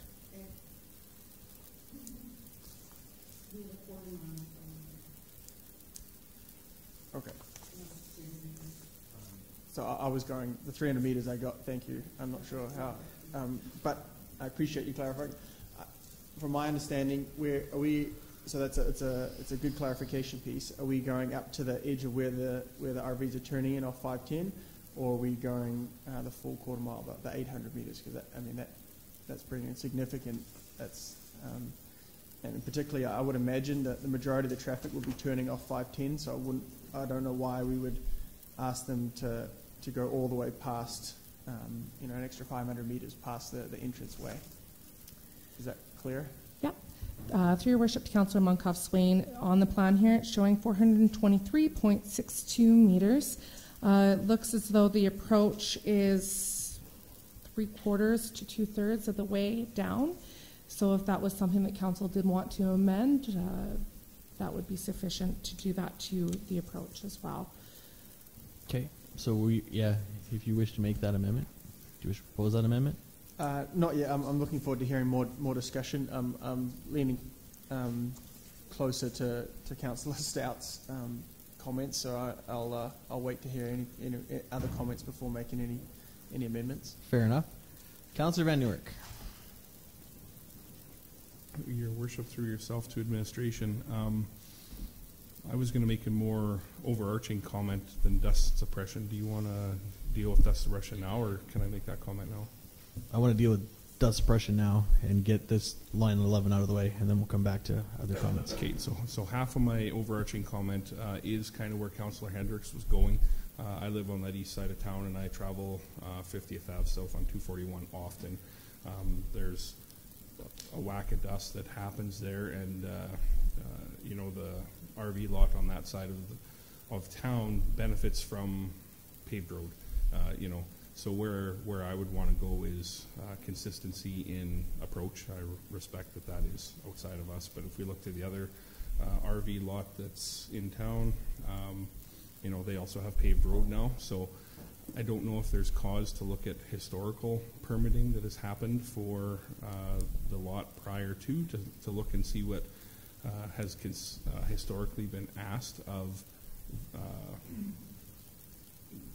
the other businesses in the area or not. I don't know if there's cause for that, so that would be one question that I have. Look at the old permits that would have been drawing out any requirements for dust suppression in the past for other vendors in the area to make sure it's a level playing field. Through your worship to Councillor Van Nieuwerk, all those other RVs, when they would have been approved, RV storages, were within the county. They weren't within the town when they were approved. So they would have had conditions that probably would have been very similar, although I can't speak for what those might have been at that time. It's not uncommon, though, to require a business to incur costs as a result of their business, to mitigate different effects that might be occurring. So with the dust and stuff like that, to mitigate that, it's not uncommon to be asking for that along a gravel road. Councillor Barnhart. Thank you, Worship, and to the administration.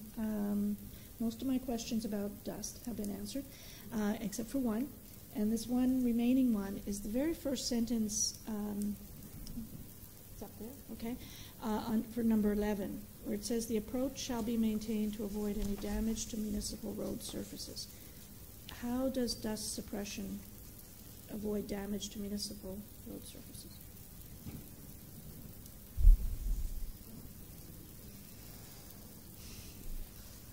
Through your worship, to Councillor Barnhart, I believe that the two were combined to discuss the road surface in general, as well as making sure that, I guess, of the dust. Can you speak to that a little more, Jordan?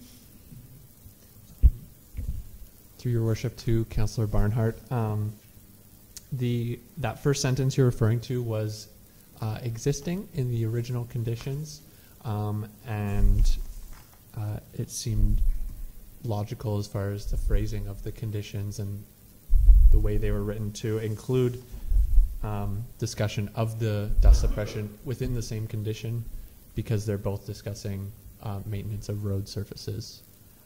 However, we would support breaking those into two separate clauses. I think so. I mean, it certainly makes sense. We don't want to damage the road, but I don't think we want to discourage this business either. I think we want to support it. So you're going to make the amendment. You're going to make the proposal to amend. Yes, if you Okay, want me to. I will. Yeah, I will make a friendly amendment where we break that. 11 will be the approach will be maintained to avoid any damage to municipal road surfaces. New number 12, the owner shall pay the fee as per bylaw, etc. I'm not going to read it out, but you get it. Okay. Coming back to dust suppression. Miss Winter wants to talk. Thank you, Apparently I made a Worship. mistake. Go ahead.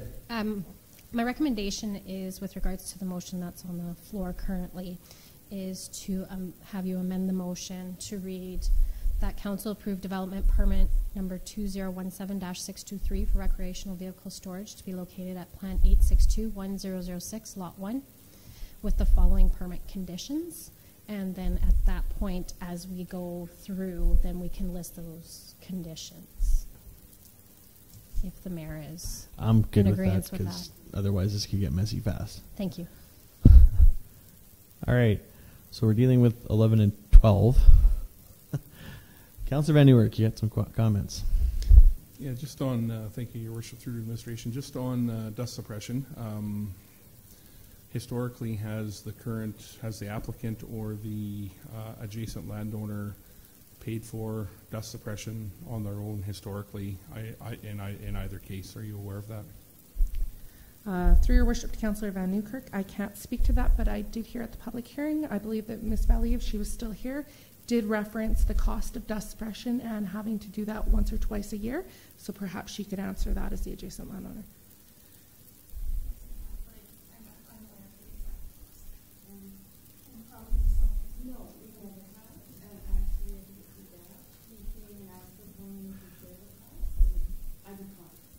Okay. Yeah. Just a point of procedure for council and administration. Let's try not drag the crowd into the conversation that was during the public hearing. Okay, so we've broken it down. So I guess I'm going to make some comments. Then I'm going to ask for some consensus from council so we can move on. I'm okay with amending line item number 12 now to read from 510 to the end of the approach for dust suppression. And I will incorporate Councillor Stout's wish that that was reduced to screening, that it be paid and applied before July 15, 2018. Can I get some consensus from council or to support that motion or amendment? Councillor Barnhart. Sorry, Your Worship, I'm not clear. So you're in support of the administration passing on the cost of the dust suppression to the business from 510 down to, what are you calling the approach? The end of the entrance to the RV storage, the approach to the RV storage. Okay. So not the entire western. And not us paying it. And not us paying Not it. the town paying it. You're saying that the business should pay that. If we want to look at dust suppression within our service levels, we can do it during budget. And if we vote this, if we do not agree right now on the change, then what happens? Well, if we don't agree on the change, eventually we'll come to a vote, and we can either approve the development permit or not. If we don't approve it, we can make some more amendments. I'm hoping to avoid that by getting some quick discussion from council as to what you will support. Okay, and I think I'm leaning towards that the town should cover that cost, because we do in the other RV storage that we have. Okay. I don't mind being in the minority. Councillor Stout. I want to echo Councillor. Thank you, Your Worship. I want to echo Councillor Barnhart. I'm inclined not to bring that charge to the business operator and to the dust suppression charge. Fair enough.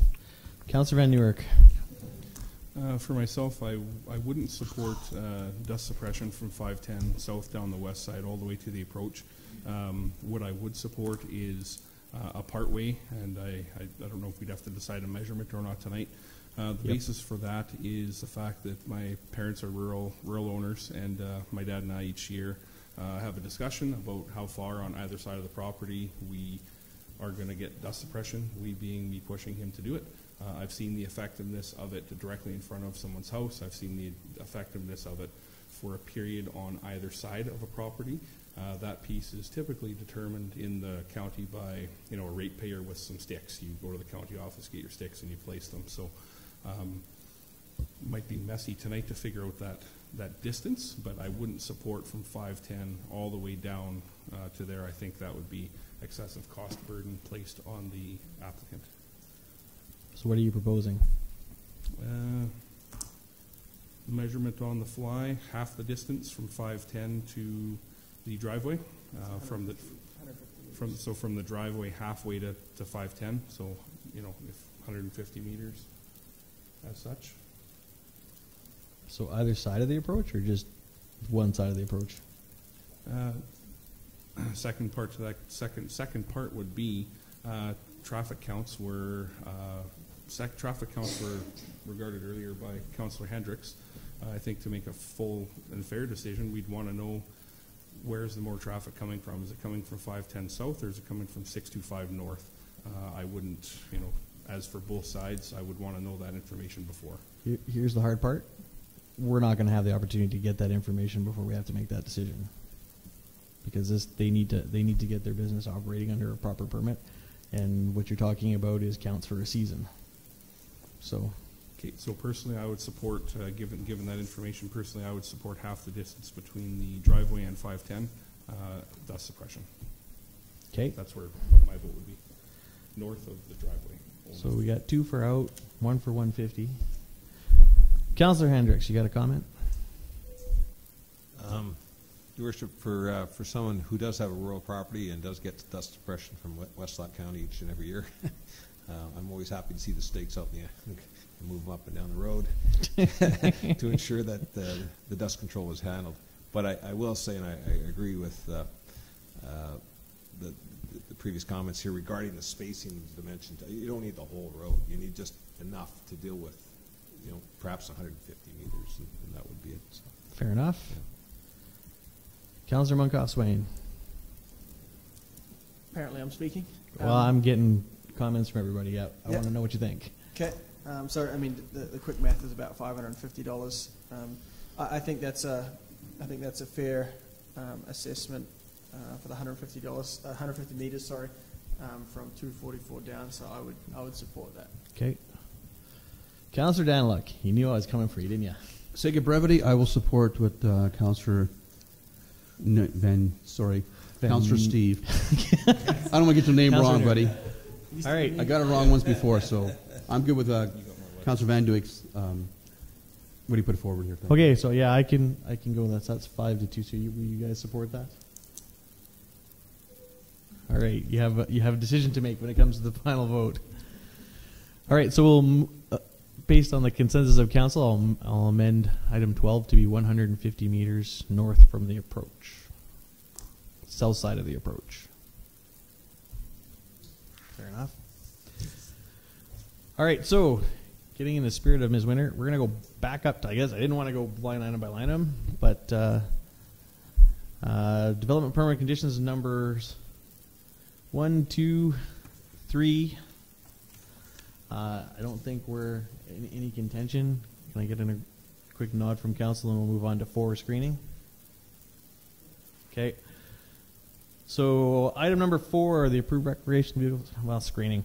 All right. So just looking at it, we're asking for more screening on the west and east sides. The original permit that the Leduc County put out was 1.8 meters on all sides, and then the Development Authority made a decision on whether or not it was good. So the question before us tonight is, do we go with 1.8 meters or additional screening of 1.8 meters on, I believe it's the east and west side? Comments from council. Councillor Hendricks. Perhaps just to assist us, if we could put the screening map back up on the screen.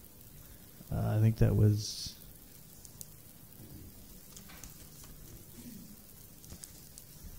Crap. Do we know what page that was? Anybody?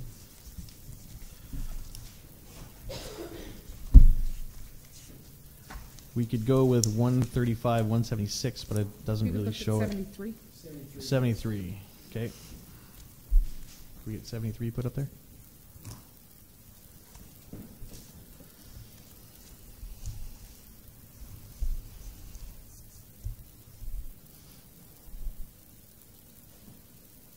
It's okay. Okay, Councilor Hendricks.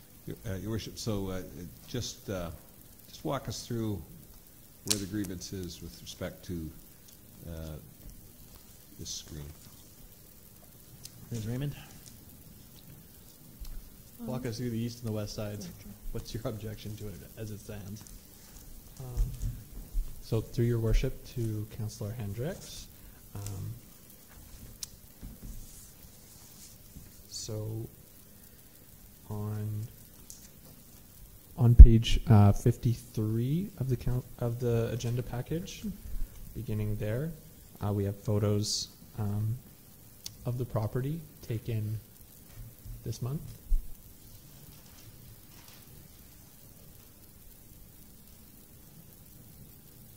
You just want to go back and scroll down a little bit. Back to page 53, and just the bottom. At the bottom of page 53. Scroll down a little bit. Yeah. So to start there, that's the view from the west looking east. So that's the view from Range Road 244. Some trees planted there. No fence along the RV storage area. That's the key concern. On the next page. So what's your proposed fix? What do you as development officer want to see to be able to approve that condition? Through your worship there, on image 1, which is the view from the west looking east, the condition number 4 reads that it shall be screened from view from all sides. That you can clearly see the RV storage. So in our opinion, it's not clearly screened from view. So that's why that was deficient. So whether or not you'd put in some sort of solid fencing, you put in some sort of additional trees, berming, whatever that happens to look like. Harrogana's recognizing that the trees are going to grow quite slow depending. That's why we would be recommending that there would be some sort of fence that screens from view, so more than a barbed wire or something. Okay, Councilor Hendricks? So Your Worship, and to go back to the comment about, say, Journey's End RV,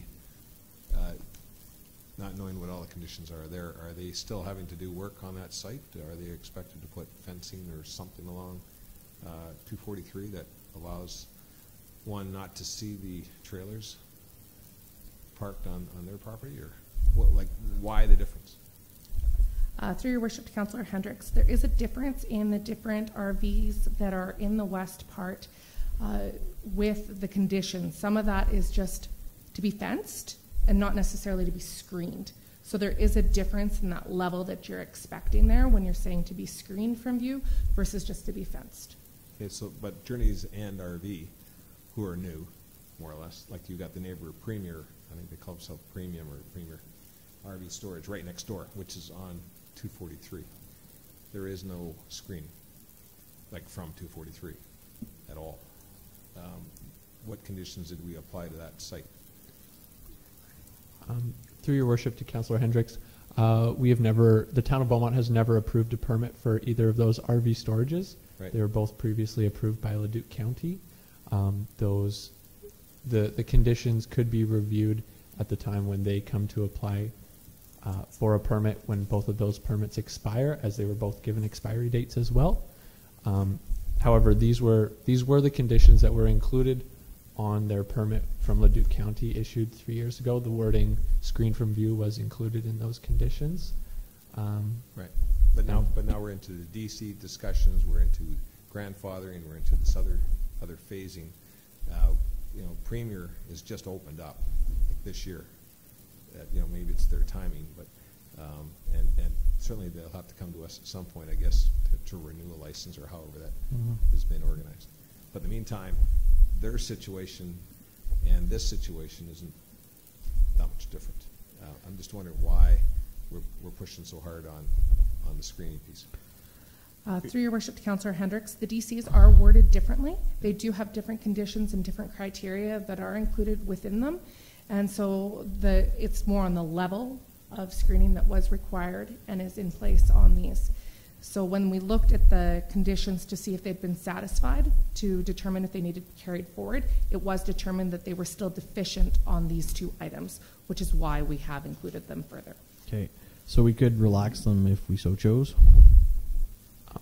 If I may, we may relax them if we choose. The exact wording of the screening condition is not a regulation of the land use bylaw or the DC district. However, the reason these conditions were continued, essentially word for word, was in the spirit of grandfathering. Right. Councillor Hendricks? So I'm trying to be fair at all, and I'm trying to have a level playing field with respect to the gravel versus pavement. We know what the other RV dealerships are doing in terms of storage. We know how their screening or lack of screening is involved here. And we've got this particular property which has come in through annexation. Had it not been annexed, this probably would have been left alone in terms of process, right? So that's where I'm going. Just trying to get the fairness piece built into this. So. Ms. Mohammed. Thank you, Your Worship. So I just want to make it clear, I get a little worried when I hear grandfathering. So just to be clear, when the land use bylaw from Leduc County was taken over by Beaumont, those rules and regulations applied to those lands as they came into the annexation area. But as soon as any of those development permits expire, they must meet the standard of Beaumont and what we would expect in a development. So what we're seeing here are rural type developments that were approved by a rural municipality that are now in an urban municipality, and what needs to be considered as the future. So when it comes to things like dust suppression, we know the East Vistas are growing out. That's part of the reason why this permit was only 3 years, because the county had to anticipate how close urban development would be moving to the RVs. Right. The other thing to think about is all of the RV storage facilities around Beaumont were approved by Leduc County with conditions set by Leduc County and enforced by Leduc County.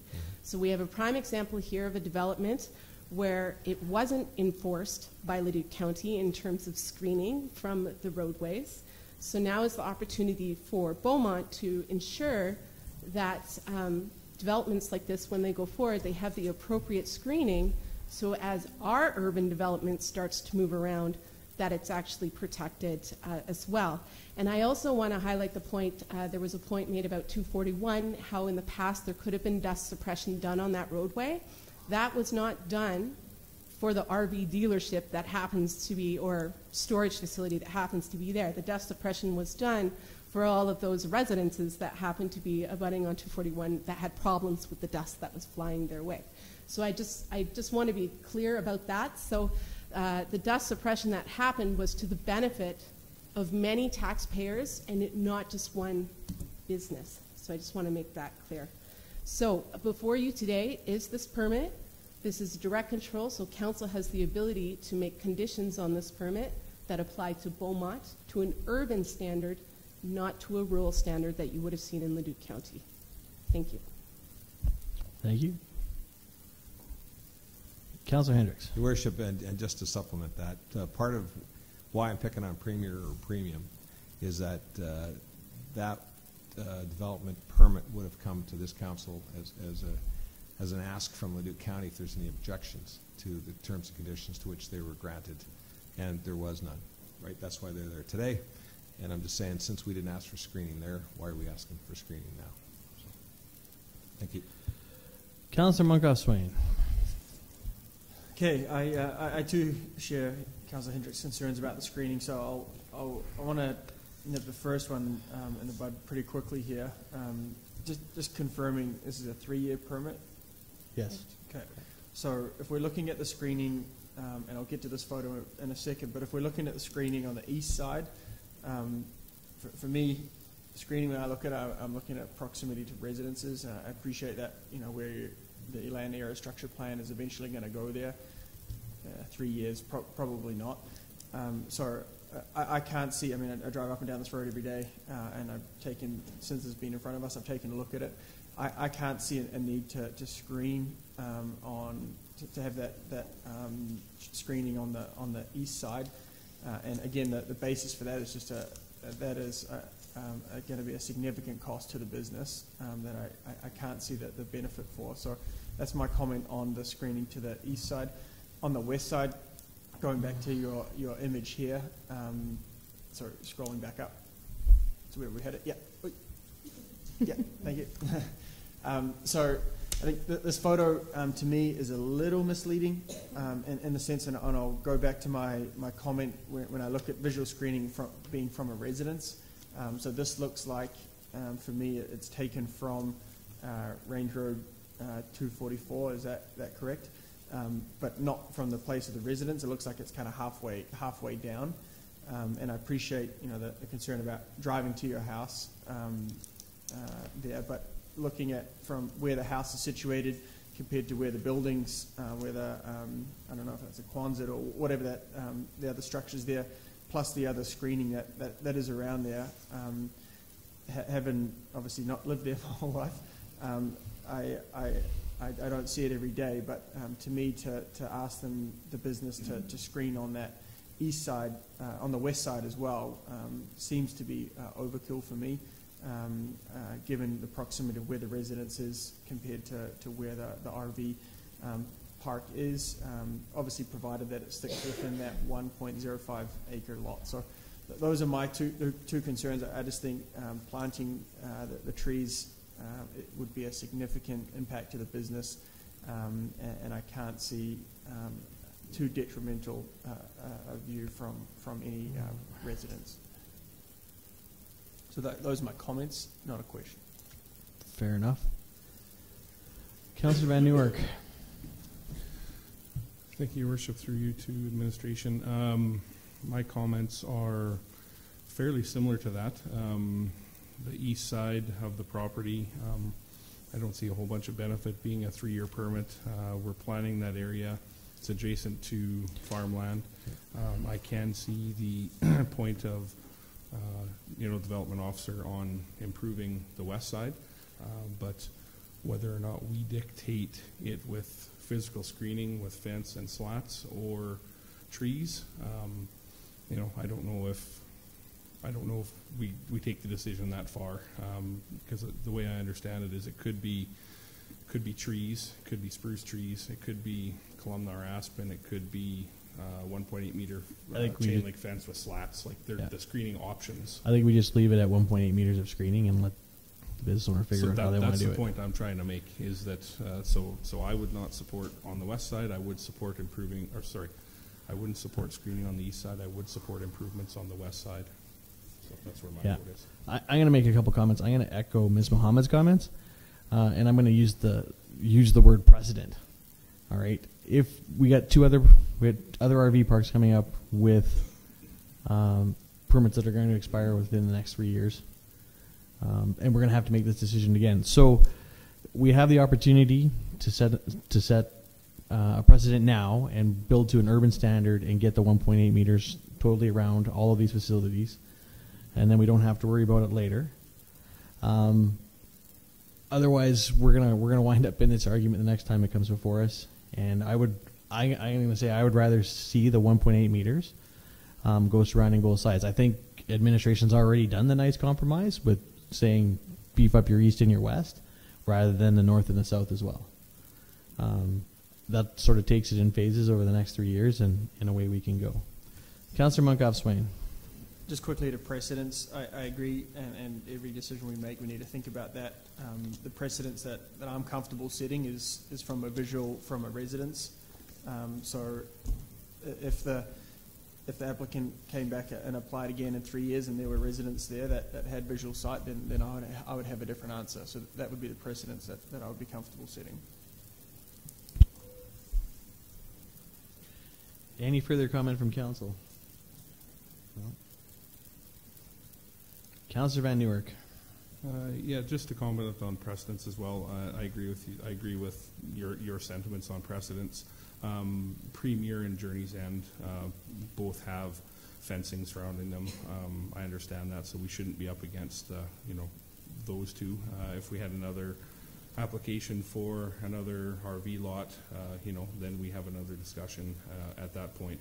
I would be comfortable having that discussion. So for myself, I would stand strong with no fencing on the east and improving the west. Any further comments from council? I got to admit, I'm not prepared to make an amendment to my motion to support either of that. So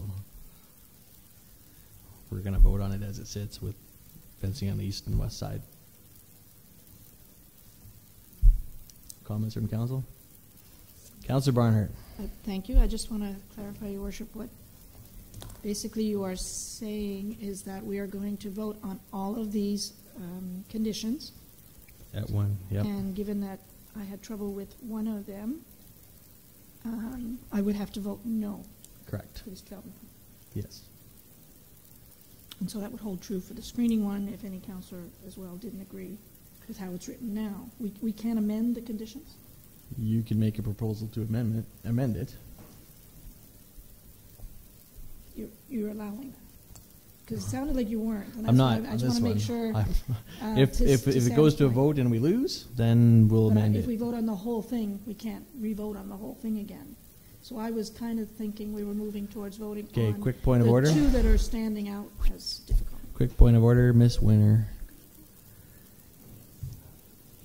If there's a deal killer in here and the development permit gets turned down, can we make further amendments tonight and re-vote again, or is this a one-shot deal? Thank you, Your Worship. I actually, because this is a direct control, I do not know the answer. I'd have to take a 5-minute recess to get that answer for you. Okay, take 5.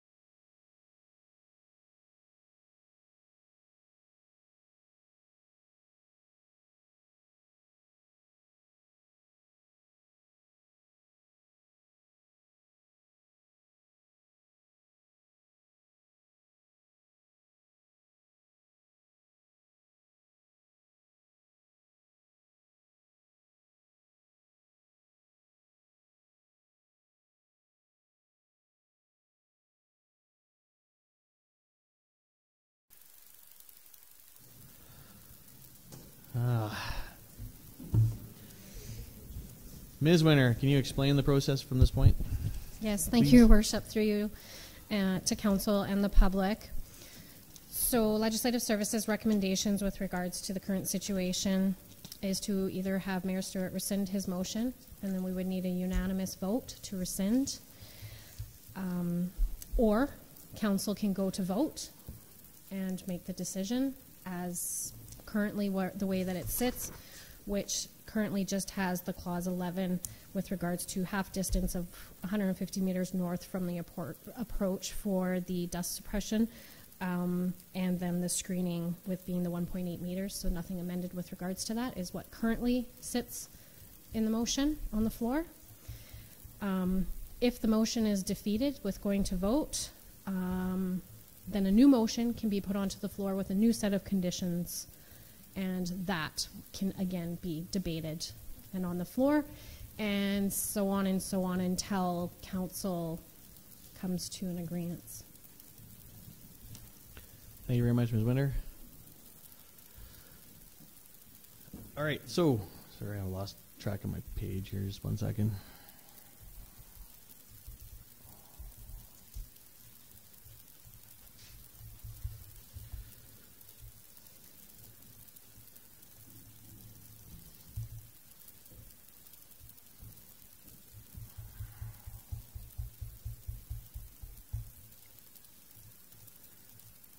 All right, so item number 4, currently asked to be screened from view, must be in place by July 15, 2018, and it must be maintained on an ongoing basis. Councillor Stout did propose to allowing that to occur, to move till September? Yes, September the 13th, so I'm willing to make that amendment. Is there any further discussion on item number 4? And let's have a quick vote, or a quick consensus. It's not really a vote. Who's in favor of clause 4 as written? With the one amendment. Stick your hand. No, that's clause 12. Clause 4 is the 1.8 meter fence. On east and west, yeah. Councillor Hendricks? No. No. No. No. Yep. No. All right. So Councillor Barnhart and I are sitting here by ourselves. One of you 5 needs to make a recommendation that can be supported.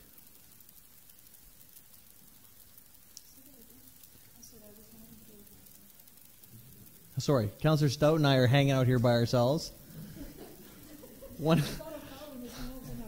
right? So one of the other 5 needs to propose something. Otherwise, it's sticking in here, and you guys are going to vote no. Oh, sorry. You mean it's not automatically going to do it? And I'm not sure why you're being ambiguous, but from my understanding that you needed to either withdraw your motion. So do I need to request you to withdraw that motion? No, I'm not going to withdraw my motion, but I am open to an amendment to item number 4. And if you guys don't propose it, it's going to go to a vote just like that. Okay. Councillor Barnhart. So, Your Worship, the clarification that I need here is, and I might need a picture again, but I saw screening already there. This is asking for more. There's some already, is there not? Maybe to the administration on the east and west. Can we really be clear, like, what more are we asking? Because my approach here right now is I think we're asking this business to do more than we've asked others to do, and I don't think that's fair. So I just want to make sure that I'm correct here. How much more are we asking them to do? Ms. Raymond. Through your worship to Councillor Barnhart, I'm not entirely sure that we're asking more of other businesses than we would be asking. As we mentioned, we don't have an RV park that's currently within our boundary that we set the permits on.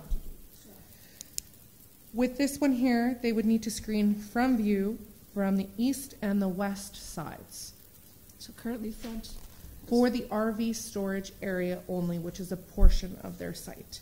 So it is approximately 100, it's a 1 acre site essentially. And all the other side? It would be East and west? East and west on that RV site. If you could go to page 135, please. So here you see the proposed RV storage. That is what we're talking about needing to be screened from view along the east and the west side. So we're not talking about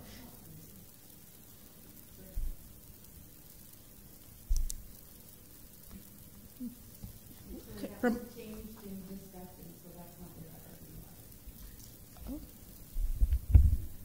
all right. Sorry, this is where we understand the RV storage to be located.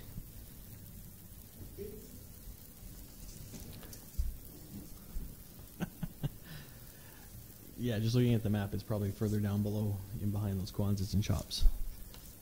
It would be. We go page 73. 73.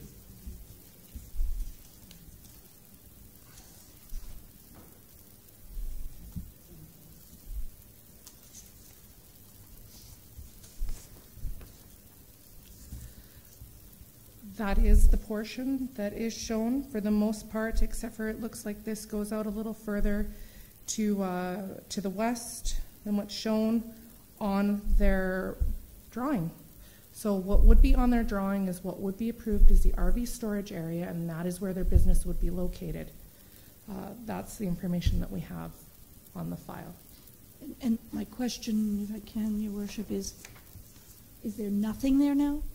Like, I'm losing track of what's there, and how much cost is this? I mean, is this a huge amount of cost, or is this a small amount of cost? As per some of the previous photos, there is some trees there. There is some, I guess, for lack of a better word, a shelter belt of some kind. But there is some screening, but it is not screened from view in its entirety.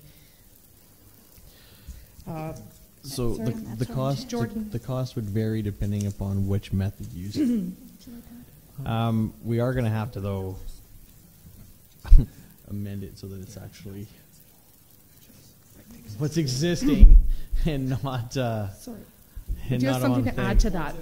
Use the pointer and show the east side and the west side, just so you can see what routes can be screened.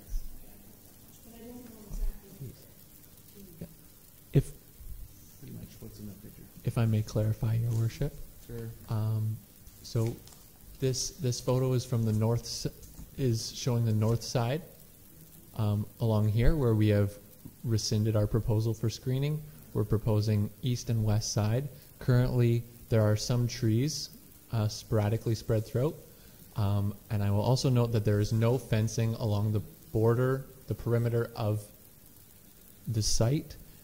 As has been noted, there are with other RV storage sites. Yes, while we're making comparisons, I think I should add that. We're not asking for fencing, though. We're asking for some type of screening. And if I may, we're asking for essentially from here to the top, along the back, is what's ahead of us. No.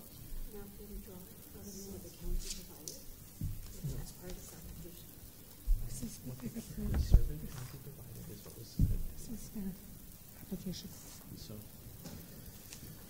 Councillor Van Nieuwerk.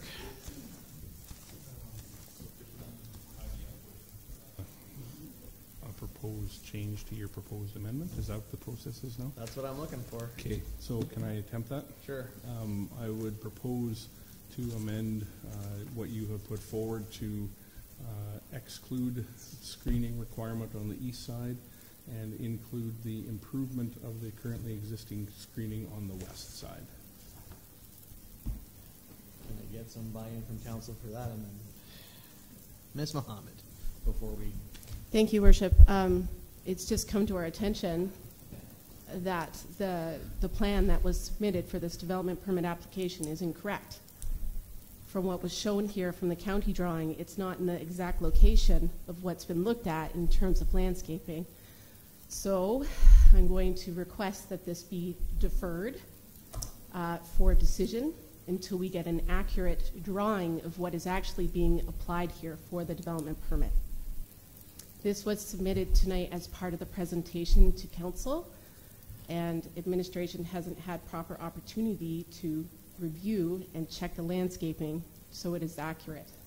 Fair enough. Thank you. Ms. Winter, would that be a motion to table or just a motion to remove it all and bring it back later? Stop hitting the button. Thank you, Worship. I would ask that the mayor withdraw his motion, and then we'll just table it to the. Okay. I will withdraw my motion. Can I get a vote from council? I will withdraw my motion to allow administration to have some more time to review it and then bring it back at a future meeting. All in favor? Hang on. Carried unanimously. Sorry, we're going to have to do this again. It means administration is going to look at where the plan that was submitted versus what's actually there now, and then do a reassessment on what's actually needed to be done.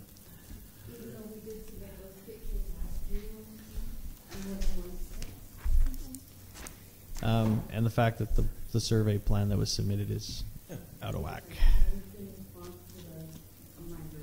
Yeah, I understand. But we're done, and administration will be in contact. Ms. Mohammed. Thank you, Worship.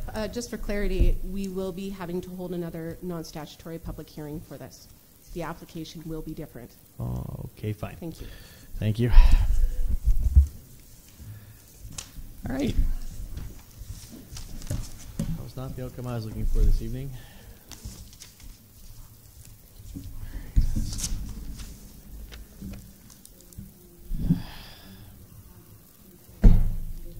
All right. Item 8A, bylaw 907-18, supplementary assessment bylaw. First reading, Mr. Harris. Thank you, Your Worship. To the rest of the council and the public. Before you is a recommendation to implement the 2018 supplementary assessment bylaw for first reading. The town has done this for a number of years, and what it allows the town to do is collect taxes on properties that are completed construction during the year, which were not in the original assessment. In prior years, in 2015 we raised $120,000, 2016 we raised $135,000, and 2017 we raised $106,000. So before you, it's administration's recommendation that council give first reading to bylaw 907-18 to allow for the collection of supplementary assessments in 2018. Thank you, Mr. Harris. Can I get a motion for first reading this evening? Councillor Munkoff-Swain. I'll move that motion. Thank you. Is there any discussion on the motion? Okay, hearing none. Call the vote. Carried 100%, or carried unanimously.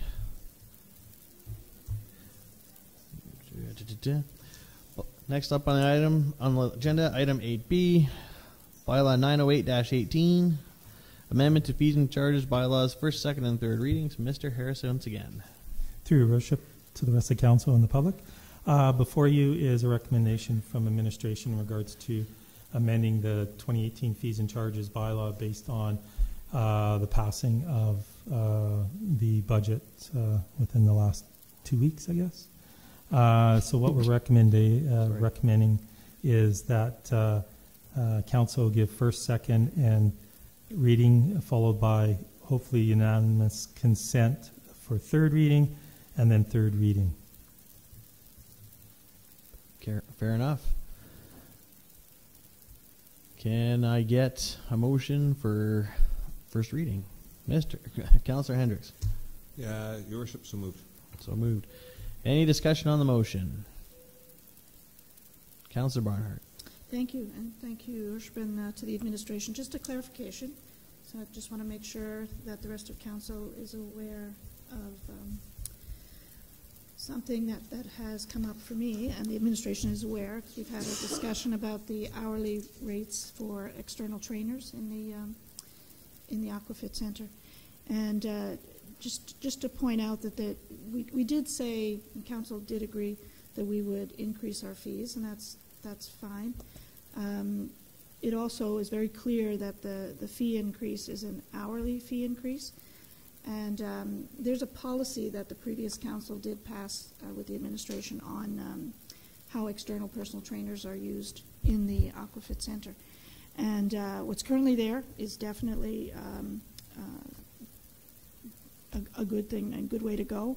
I just want to make sure that we continue to stay open and encourage external trainers to bring more people into the Aquafit, because it does increase the participation by citizens.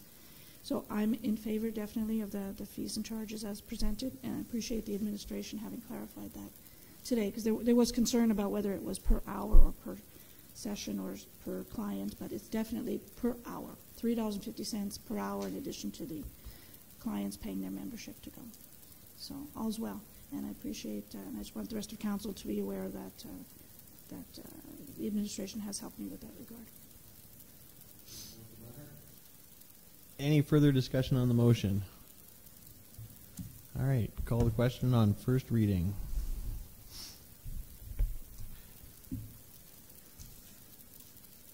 Councillor Stout?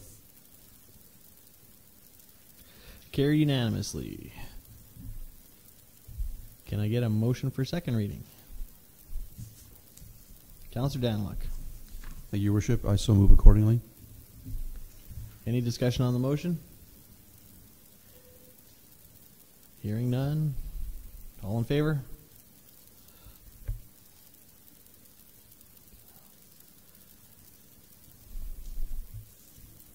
Carried unanimously. Can I get a motion to move to third reading? Sorry? We need unanimous vote on this one, but can I get a motion to move to third reading? Councillor Barnhart. So moved, Your Worship. Any discussion on the motion? Hearing none. All in favor?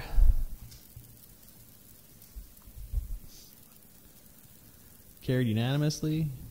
Can I get a motion for third reading? Councillor Stout. So moved, Your Worship. Thank you very much. Any discussion on the motion? Hearing none. All in favor? Carried unanimously. All right. Last bylaw on the list tonight, item 8C, 900-18 land use bylaw amendment for MGA updates. Second and third reading. Ms. Raymond. Thank you, Your Worship. This request for decision is concerning bylaw 900-18 land use bylaw amendments, MGA updates, second and third reading. So public hearing was held earlier in the meeting. Our recommendation is that council give second reading and third reading to bylaw 900-18 for amendments to the land use bylaw in response to recent changes to the Municipal Government Act. Thank you. Thank you very much. Can I get a motion for second reading? Councillor Stout. I move that the second reading. Your Worship. Thank you. Any discussion on the motion? Yeah, I'm in the right spot. Okay, hearing none. All in favor? That carries unanimously. Can I get a motion for the third reading? Councillor Danlock. Thank you, Your Worship. I so move. Third. Any discussion on the motion? Hearing none. All in favor? That carries unanimously.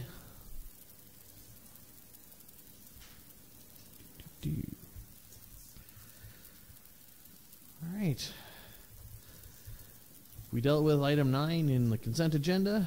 Item 10, CAO update.